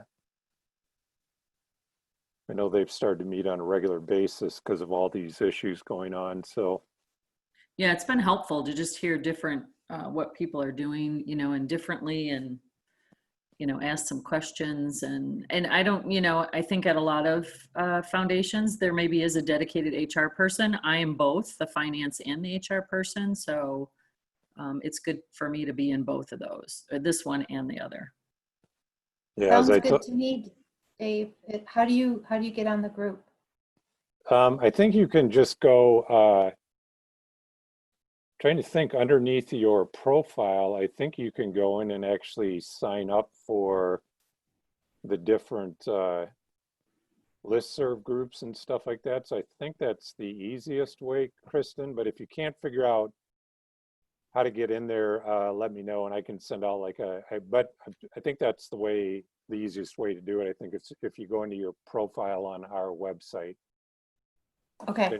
Then you Yeah. can Thank work. you. I think, Kristen, I think that's how I did, like I was in that group for a while and then I got an email about a meeting, like did we want to participate in a meeting? And so that's how I got into it. But I Okay. think it's because I was already sort of signed up. Perfect. Yeah, to be honest with you, that group had not been that active until the last 3 months here. So I think it'd been pretty quiet. So even if you were on it, you might not have seen much of anything, but they've been pretty active the last 3 months now. So Yeah, unfortunately, there's a lot to talk Like- about. Yeah. Sorry, this is Jen. I'll send a link through the chat with where you can sign up for it on our website and another link with a little bit more information and instructions on how to do that. So I'll Good. do that in just a couple minutes. Wonderful. Thank you. Mhm. So maybe we ought to get started again. I know we've run a little long with the lawyers, but I think they covered a lot of good information. So some of you might have heard this. I know one of the questions that came in was getting an update on how things are going with Community Suite, which Fremont I don't know if you guys did the conversion. Maybe it's been a year now or so, but I thought Kathy, and I think you said maybe Renee could speak to this better if you kind of wanted to give the group an update on how that conversion has gone. I'm assuming they'd kind of like to know, are there things in there that you thought you were going to get or that you thought it was going to do that it's really not doing yet and stuff like that. So I think, you know, any updates you want to give the group would be great. Start. And as far as the conversion itself, we had originally planned to start the process last fall, but we had some internally with the staff involved. A number of us had either medical issues or family issues that took us out of the office for extended periods. I think almost every one of us that was on the team. So we delayed the start of it and kind of started to work on the conversion December. And then this COVID stuff hit, which also delayed it. So we are not quite done. We are not renewing our FIMS license, which expires on June 30. And so I'll let Renee talk to you about it. The one thing is you see where we are in the office. My finance and some of the admin team asked to continue to work in the office. And by the way that our interpretation of the executive order, as far as us being critical, we continue to work in the office, which has been nice through the conversion because they're out yelling from their cubes and we're not disturbing anybody else. But I'll let Renee talk about how it's going and where we're at right now. I'll just give a brief update. So we did do had our data migrated on January 2nd. At that point, November of 2019 was closed in FIMS. So our data came over really good. We had a lot of history to bring over. All that came over really good. And then, to be quite honest, in January and February, I was getting ready for audit, and really, I did very little work in C-suite. So really, the last couple of months, we've really been plowing through. I really like the functionality of C-suite. We are getting really in the groove now for like entering our gifts and posting them and cutting checks and doing the grants. We're really getting in that groove. We do have still a lot of backlog with getting things caught up from doing it in both systems. I have not actually closed a month yet in C-suite. So I'm hoping to be doing that in the next week. The one thing I could say is that I think prior to implementation and the actual data coming over, we watched the videos, we did the training calls, but I think really we probably should have really sat together and walked through some processes as a group and really worked through the transactions as a group. We have now since done that, but I think we would have done that before we were actually live in both systems, that it would have made things a little bit smoother. I'm really excited about C-suite, and I know in terms of how things work, I'm just starting to learn, but just even seeing some things, how they do work, I feel promising about it. Great. I guess for either one of you, and then I'd like to know if people have questions, but how did you decide on Community Suite versus the other packages that were out there? Because honestly, I found that interesting because I don't think they've been around that long, right, Kathy? But I know one of the people I think is actually from the original FIMS software company. So for us, we had been using Foundant's GLM. We're probably going on year 4 or 5 now. So the grant making area has had some experience. That's our online grant application. Our grants manager has raved about their support. And so when we saw the writing on the wall with FIMS and we started doing our research, Brian Geary, who was with FIMS, and we've been on FIMS since like 1994. So this is a huge jump for us, and a lot of data that got moved over. When we found out that he was going to be there, that he was there, and then when we got the story, and he understands FIMS, and he has, I think, was instrumental in writing their path. to making the software work for community foundations because he knew it. So we wanted a all-in-one too. That was the other thing. All departments really wanted an all-in-one. They didn't want different support and worry about bridging if we were using a different software. I know there's some that are using different versions and making it work and making it integrate, but we wanted an all-in-one support. So that was after finding out that Brian was there and talking to other community foundations that had went through a conversion that were close to or larger than us, and it went smoothly. They talked about running a dual systems, that they stopped doing it much earlier than they expected, and they were happy that they made the switch. So that was our driving factor, all in one, knowing there was somebody that could help us and knows FIMS and knows the new software inside and out. And Kathy, do you know how many community foundations they have now, customers? I'm not sure. Renee, do you remember the last time we checked? It keeps climbing. I keep thinking that it's got to be somewhere at least 70 to 100. And I know that's a broad range, but it's been a while since I've checked that number. I stopped checking after we said we were making the switch. So I know from a call that I was on yesterday, I did the CMF senior leader call. Janelle from Community Foundation for Muskegon County, they switched, and they didn't have as much hiccups in staffing to switch, but they cut the cord with FIMS on April 1st. So wow. We didn't get into details. She asked me at the end of the call, just kind of, ask how it was going, and they're done with their conversion. So they're another one that if you get somebody from Muskegon on the call, they might be able to tell you how their process went. Because they went, some of you may or may not know, Todd Jacobs was a VP here, and he's the CEO there. And we had already made that decision when he went over to Muskegon, and I think he had a little influence on that switch to an integrated system, knowing that FIMS was going away. So nice. So does anybody have any questions for Kathy or Renee?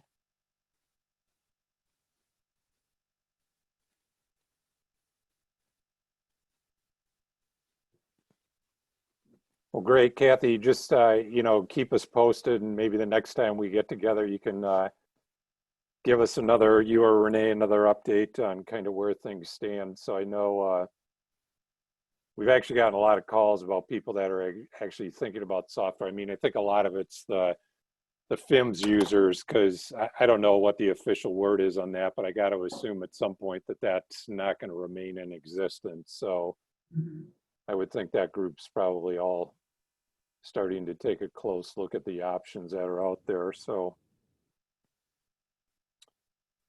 as far as some of the other questions on here, so I don't see Rochelle. I don't know if Rochelle is back on the line or not here, but so Rochelle, I know you had a few questions that you wanted to run by the group here, so that I had listed on the agenda. So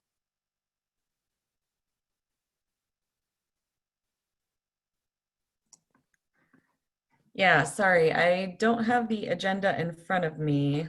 well, And I was trying to remember what I specifically was throwing out there. so you talked about complex gift process and documentation, timing requirements and all that. You said you have a process, but I'm curious how others handle the unusually quick turnaround. Yeah, I guess, yeah, we have a gift document where we, depending on what type of, more complex gift is coming in, we have specific criteria that we follow to gather documentation, but inevitably every time a complex gift comes, there's an immediate rush by the giver and other members of my staff to make it happen very quick, and sometimes the process can be thrown out with the water. Not totally, but there's a push to kind of make it happen without following the process. So I'm just curious if others run into that, or do you typically do you all have processes for following gathering specific, valuations and other documentation when you have a complex gift? And are you guys able to adhere to that pretty well when you get complex gifts in? I was just curious. Rochelle, for us, a complex gift is completely different with each gift. If it's closely held stock, if it's a limited partnership. And so, yeah, we have the best process, but everyone is so unique. I can't say there's a general process for every possibility.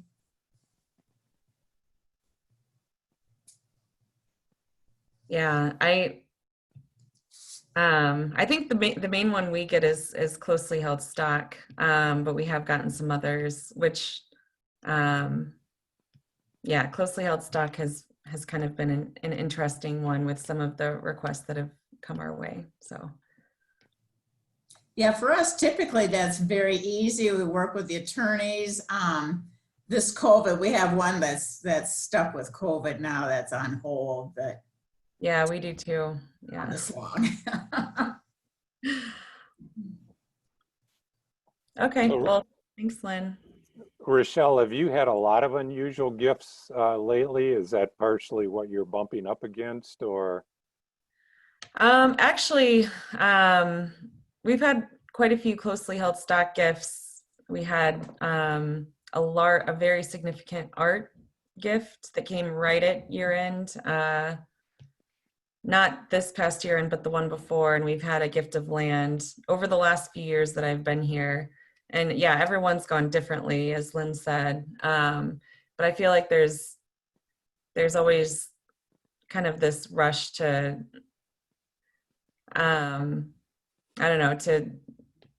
there's always the temptation to kind of step outside a process to make the donor happy, to get the things moving and processed quickly. So that's kind of the rub that I feel like I'm up against sometime when I'm like, well, we have to follow our processes and get documentation. So,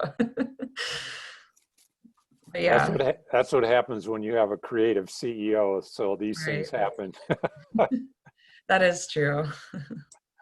Rochelle, I know that we received a gift of cemetery lots right at the end of the year. And by the time they got all the paperwork and everything to, switching it over to us, it was received by the cemetery after the end of the year. But donor insisted that they wanted the gift recorded in 2019. And we had to stay strong and say, according to our policy, it's when we receive, the paperwork. So unfortunately, they weren't happy with us, but we did stick to our policy. We did not cater to them. I just wanted to share that with you. Yeah, Rochelle, if I could add from Community Foundation of St. Clair County. Over the years, we have also, sometimes at year end, people want to push to it, but years and years ago, we somewhat got, I wouldn't say burned, but we got a lot of real estate property and stuff that came with a lot of entanglements we didn't want to get into, and that was kind of a rush to judgment. Since then, we have a pretty complex gift policy, and our donor staff is now trying to stick with that policy and kind of having those conversations with the donor up front, saying if it's a year-end gift, we're going to need to have it go through various levels. And our board gets involved on some things when it comes to closely held stock and stuff. So we kind of just, like Kristen said, we kind of hold to policy, like this is what we have to have, and try not to rush it, because in those rush decisions, that's usually when you get something you don't want. So good luck. Rochelle, the other question you had on here was about cash flow management, frequency / policies. Yeah, I may have brought this up in the past already, but I'm just curious of what others' kind of consistencies are in truing up your investment pools to your checking accounts. Everyone may be a little different, but we do not consistently true up. And this has been a learning process for me since I started, because I just really didn't know kind of how things were supposed to work, but we use basically a materiality level. If our investment pool is over underheld to basically 1%, over 1%, we then work to true up from our checking account or other investment pool that may be over underheld, to kind of get our main investment pool back kind of up to par. But I'm curious if others have like a routine, like every month we true up, like our checking accounts to our investment pool, or if you use materiality thresholds that we're now using that I talked about. Just kind of curious about that. So Rochelle, does that have to do with your asset allocation policy for your endowment fund, or are you talking about beyond that? I'm talking beyond the asset allocation. So, well, we use, I guess it may be particular to, I don't know if it's particular to like the different financial system you use, how you see it, but we use Stellar iFi, and we can actually run a report each month to see, whether we should be moving money into our investment pool, our custodian accounts, or into our checking based on, how our account balances are, or our fund balances are or not lining up with the actual cash that's sitting in our custodian accounts.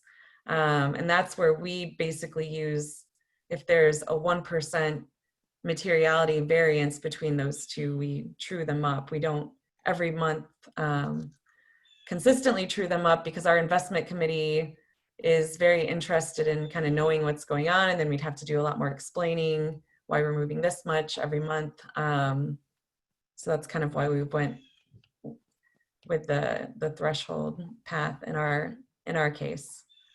So Does that make sense? Well, yeah, probably others understand this better than me, but as an example would be, you get a gift in, a new gift, and is the question like how quick does that get moved into the investment pool? Because it could sit in the checking account, right? Right. So we look in aggregate at the activity of all of our funds, but if we just had one fund and we got like $1 million gift in, that would be in essence what I'm talking about is, would you immediately move the million into your investment pool as part of your monthly process, or if the 1 million is less than 1% of your main pool, we would say it's not material enough for us to make the adjustment this month to move it into the pool. So it looks like Lynn has an answer for you. Yeah, I don't know if I understand what you're looking at, but I do a cash call at the end of every month, and kind of, I'm usually reimbursing my checking account for paying grants, but I net out gifts coming in and grants going out, and typically I need to replenish my checking account because more grants are coming out than gifts coming in, except at year end, and then I kind of pay the pool. But I'm not sure if that's what you mean. Yeah, that is, yeah. So you have monthly, you kind of look at that, or, okay. Rochelle, this is Janice. We do too. We do it monthly. Okay. If we were to get a large gift in, like mid-month, we would probably go ahead and move it to the investment pool. Oh. When I say something like $1 million or something like that, we would probably go ahead and move it to the investment pool. But typically we true up monthly with iFi. Rochelle, so do we. This is Patty. We do as well. I do it monthly. Now I will say during COVID, I didn't do it in April because the market was so bad and we had enough cash on hand to stay the course, but we did watch that. But I just did it actually yesterday for May. I usually do it near the end of the month, but same thing, I kind of watch, like if we were to get a huge gift in or a large gift of any kind, and not even by a percentage of total, just a large gift, we would try to get it invested as quickly as possible so that the donor doesn't come back and say, why was my return so much less than everybody else's? Because it wasn't invested yet. So we use Blackbaud. So like Lynn, I can do cash call reports pretty easily and net it out. But we do it monthly. The deal with big gifts, you know, according to which on FERE, all that, the money gets in the pool the date of the gift, whether I physically move it there, it's getting credit the day of the gift, and then whatever the pool gets that gift. So, yeah. Yeah. I mean, for us, it would have to be a pretty big gift to make the pool's performance change a whole heck of a lot. Yeah, and in that case, it would be, for us too, it would be a percentage over our threshold, and we would definitely move it too. Yeah. But your software probably gives the fund credit the day of the gift, not the day the money actually moved, right? Mm. Well, Yep. ours though is set up like it would still show in, say, you know, the Bob Smith Donor Advised Fund, it would show that gift sitting in checking, and our Okay. cash call would be, yeah. So, Oh. and then when we post earnings, it looks at the average daily balance in only the pool account, and it wouldn't look at checking. So I have had a situation where a donor came back to me and said, because I didn't get it invested for like a week, and so his percentage earning was a little bit less than what we said everybody got. You know, if we said our return was 5% and his was 4.7, because his average daily balance would have been a little bit lower because it sat in checking for a little bit. That's how ours got set up from the beginning. So No, I do cash calls on negative, but you do cash calls on positive and negative. Yes, yep. Okay. Rochelle, this is Karen. I use the same system as you. Yeah. We actually also kind of like, I would say, true up in terms of invest those gifts that are come in during the month to the pool that same month. But our pool actually can hold some and does hold dollars in our checking accounts to handle some of our fund management fee settlement and our investment management fees that come outside of the pool. So, but any earnings on that checking obviously get applied to the pool. So we kind of then physically look at it like every 2 months or so to see if we need to move dollars into the actual investment pool or out of.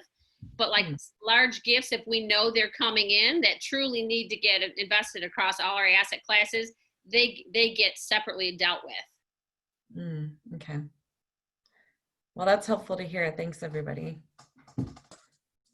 And Rochelle, the last thing you had talked about giving circles. Yeah, So- I did actually get, unless this is a topic everyone wants to talk about, I did reach out to a few folks and got some additional information. We had a kind of pressing question on one, but others may have interest in talking about giving circles too. So, but we specifically have started to get more people reaching out to us. And I always have a hard time knowing where the line is on what's an allowable expense to be paid out of a giving fund, which was kind of the challenge I felt like we were bumping up against, and still need to kind of put some criteria in place. So if anyone has any good guidance that they've put together around what they do in giving circles, for giving circles specifically, I'd be happy to receive it. So this, Patty, I don't have any good advice. I actually have a question. So are you saying you have a giving circle that holds a fund with you, and then they're trying to pay expenses out of their fund, right? Is that what you're asking? Yeah, we had to tell them they couldn't pay. I think they were kind of confused about what they could and couldn't do with it, but they were asking to like pay for just operating expenses for their group, like to pay for their checking account, to pay for, I mean, just, you know, things that kind of go, you know, they aren't specifically related to the fund or fundraising for the fund. So we still internally need to put some guidelines together. COVID-19 put everything kind of on hold with this too, but we've been trying to come up with a firm stance because they keep coming back to us with different questions. Well, can we pay this? Can we pay this? And we haven't come up with a clear, solid stance or a clear document to fully address it, I think. And I feel like that it just, to me, starts to get into a gray area of, I think I tend to lean to expenses being unallowable unless they can be deemed allowable, but maybe I've been a little too strict. I don't know. I know fundraising expenses are allowed if it's specifically fundraising for that fund, but I don't know. It gets a little challenging to me. So these funds have their own checking account? Mm-hmm. Yes. Okay. Yeah. None of well, we only had one, but maybe they just funnel through you money that's going to be given out in grants, just the gifts and grants, other stuff they just keep in their checking account and they pay whatever they want out of that. I don't know. Yeah. I think that's kind of where we're heading, more in that direction. You have no control over that checking account. Right. Yeah, and there have been other expenses too. I just can't fully recall all of them at the moment, but yeah. Rochelle, I can reach out to Jennifer too and find out if she's got any guidance on allowable expenses from giving circles, because I got to believe there's quite a bit of information out there. Maybe we could find something for you. So okay, I'll see what's out there. Thanks. Anything else on your list? I think that was it. Jamie from Ann Arbor's not on the line, but Janice, he had asked about how fees on funds are calculated. And what I told Jamie is we're about ready to release which you're always excited about, the annual survey that we do for community foundations in Michigan.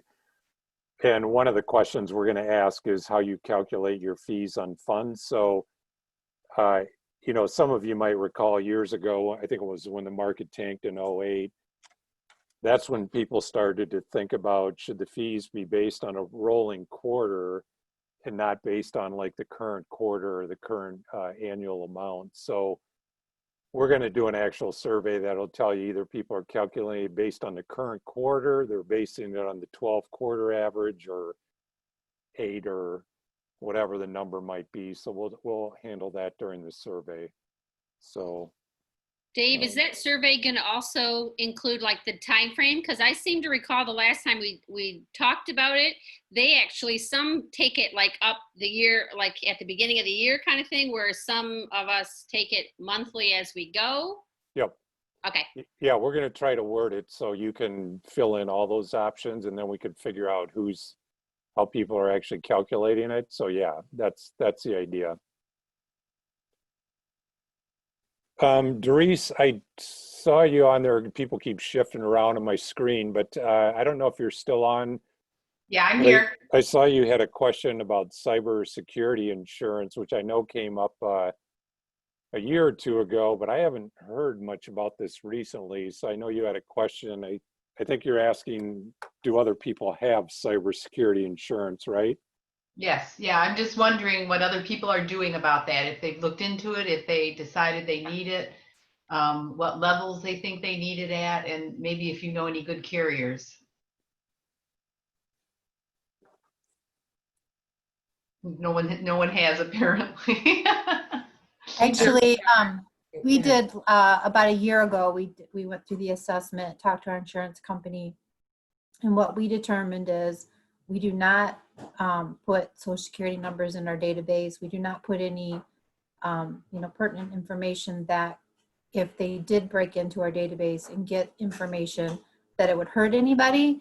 So we determined that we didn't need the insurance. So we do not have insurance. Okay. But we make sure we don't have any social security numbers in our database. That's really the only thing that we really sensitive, I think. So unfortunately, every year at the end of the year, I have to put them all in for the 1099 people, and then I have to take them back out. That's the only way we came up with that. Right. The only, one of the concern, I don't either. There's no social security numbers stored, and then the way we do our online donations, we're basically a vendor. So we use authorized.net, so nothing is being stored on our computer. But what I'm a little concerned about is if something, even though we store our data in the cloud, We have cloud backup on our computers if we had to restore data.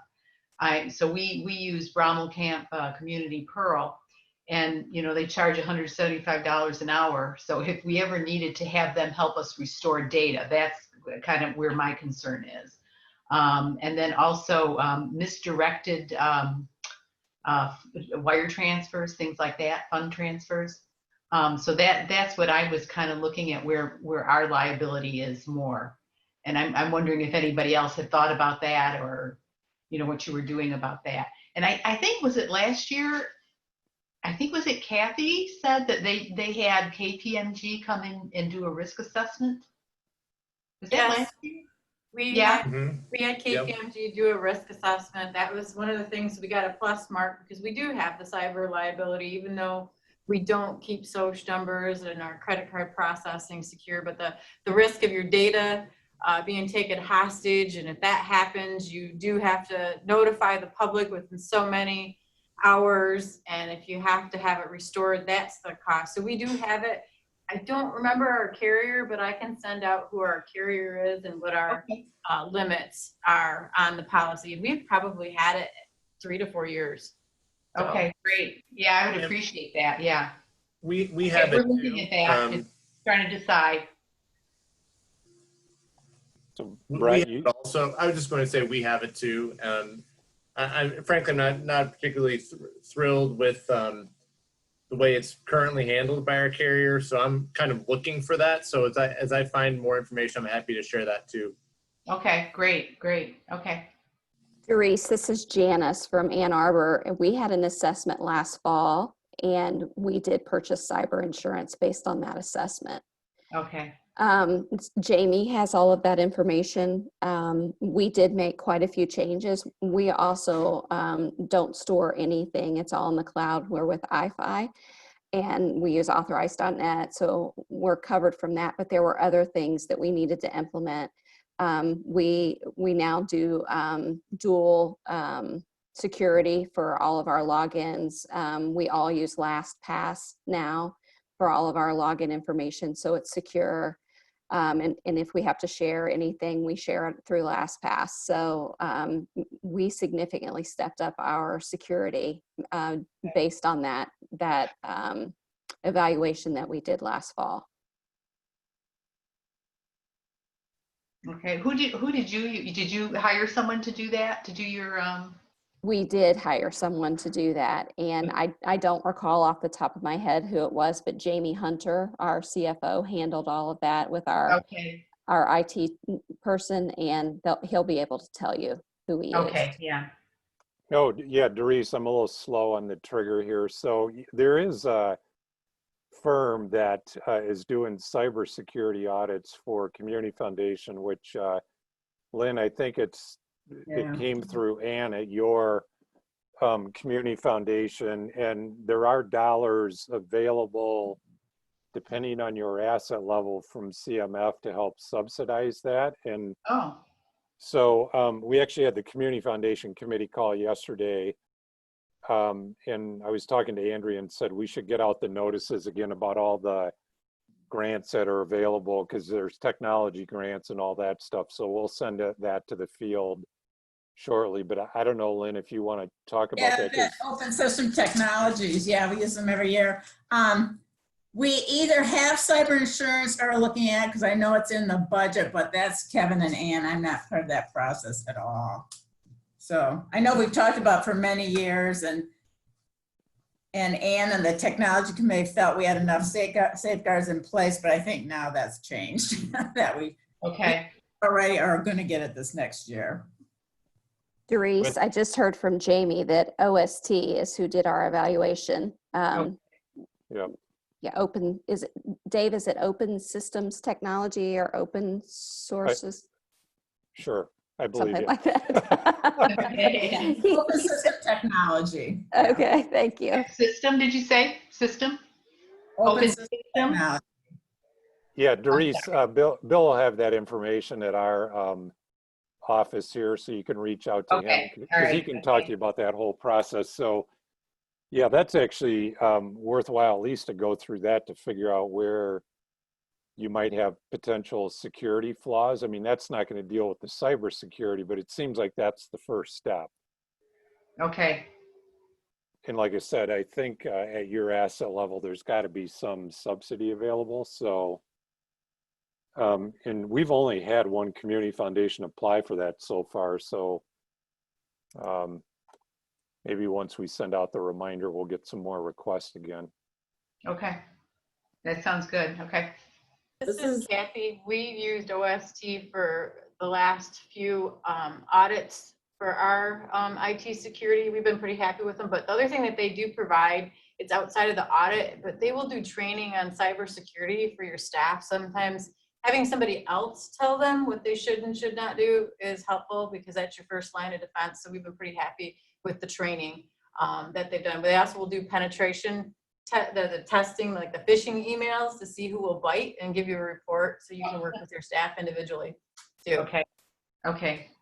We did both of those things. We had them come in and do training, and it changed my personal behavior as well as my behavior at work based on what they told us. And we had the penetration testing as well. Okay, great. This is Rochelle. We haven't gotten any IT assessment, but we did sign up with cyber insurance last fall for the first time.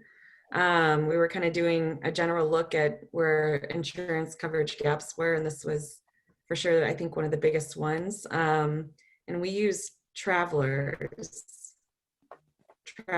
insurance for ours, just if you're looking at, I don't know how good or not it is, but it was recommended to us by the local insurance agent that we work with. Okay. Rochelle, and I know Nancy, I think, posted a note here that said they had looked into it and it was quite pricey. Is it relatively costly then, do you know? No, I don't believe ours was that costly from what I was expecting. I'd have to, I was trying to look to find our policy really quick. And I think our premium is just a little less than $3,000 a year, which to me did not feel terribly pricey. It has limits of $1 million on most of the kind of elements within the policy. Okay.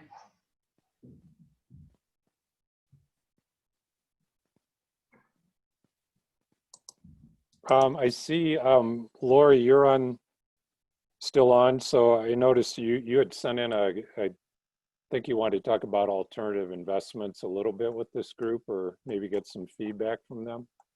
Sure. I know we're almost out of time, but I'm Lori from Jackson, and I was just curious if anybody has alternative investments, particularly hedge funds, in their investment portfolios, and if so, how are you handling the lag and valuation from the hedge funds? So, for example, we currently have 20% of our portfolio invested in 11 different hedge funds.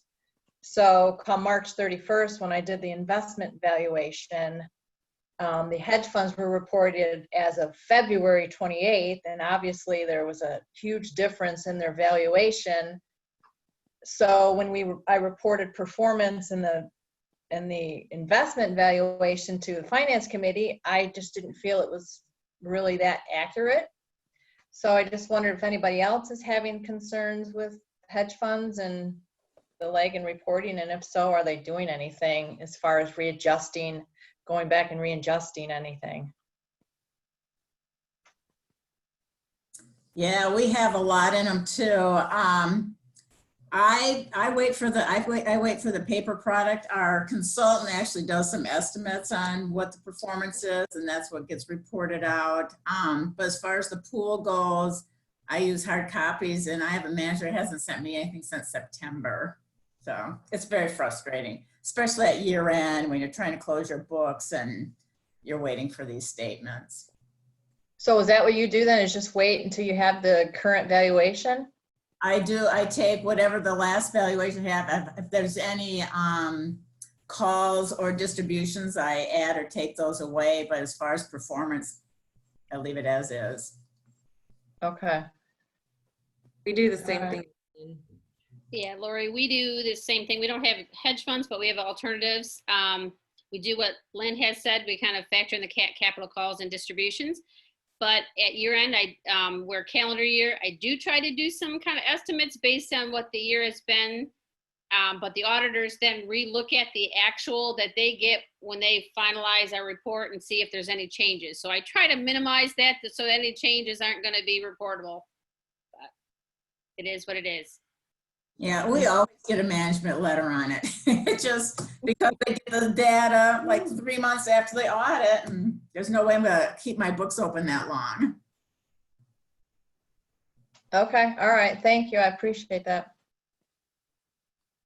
Yeah, Lori, it sounds like that's pretty standard. I mean, we're in the same boat where we have private equity and hedge funds, and you know, I don't hold up our quarterly investment reports. I just let the committee know that the values are as of a certain date for those two categories, and that's just the way it is. Because to backtrack later, they'd really be getting return numbers late for us. So yeah, we don't try to adjust for that. Do you adjust at all the performance, like the, No, no? it's always Okay. lagging. Okay, And for us, you know, I think Lynn, you know, is touching on this too. It could cause problems at the end of the year with the audit, but for us, the number is small enough where they always consider it immaterial. So even though the private equity is usually lagging by a quarter, the auditors are fine and they just sign off. We don't have to wait. So, but not sure everybody can get away with that. okay, all right, thank you. Ours is immaterial, and it still gets a note in the letter. You need new auditors. Really, because it's like 300,000 and a $350 million fund. It's Yeah, that's, Dave, can I ask a quick follow-up question on alternatives? yeah. Okay, so I guess we recently are expanding our allocation into alternatives, and our committee just recently accepted a recommendation of our advisor to go into this fund.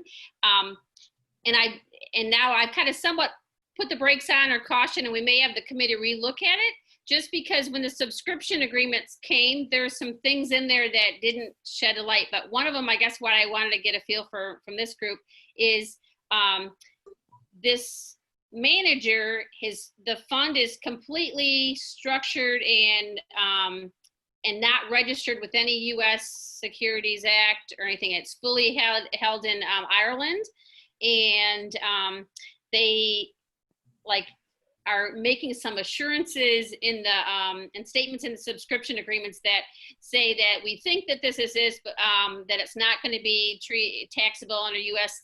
government or tax laws, but we're not sure the IRS is going to accept our classification. So I'm like, they're raising flags all over from my head. But does anybody have any investments that are fully not registered outside the U.S. and maybe under the authority of central bank in Europe?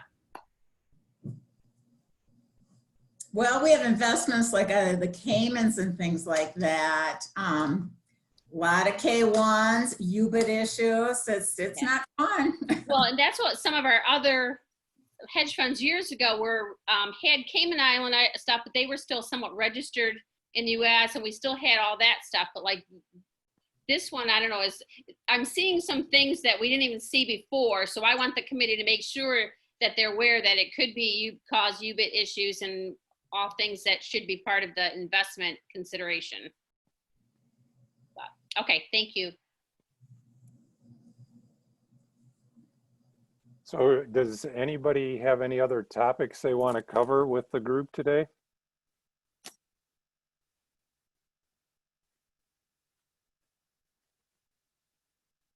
I know that's not easy to do in this format, but I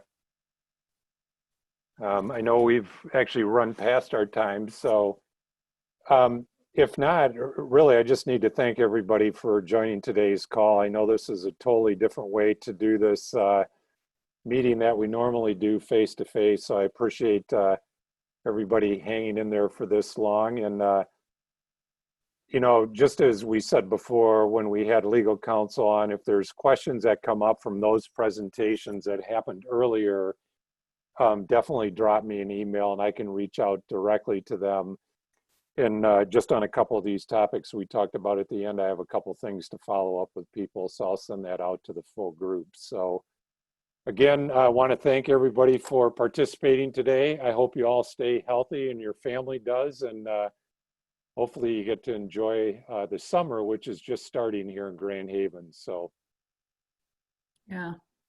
Thank you, Dave. Everyone. all right, Everyone, take care. thanks everyone. Thanks, Dave. Bye.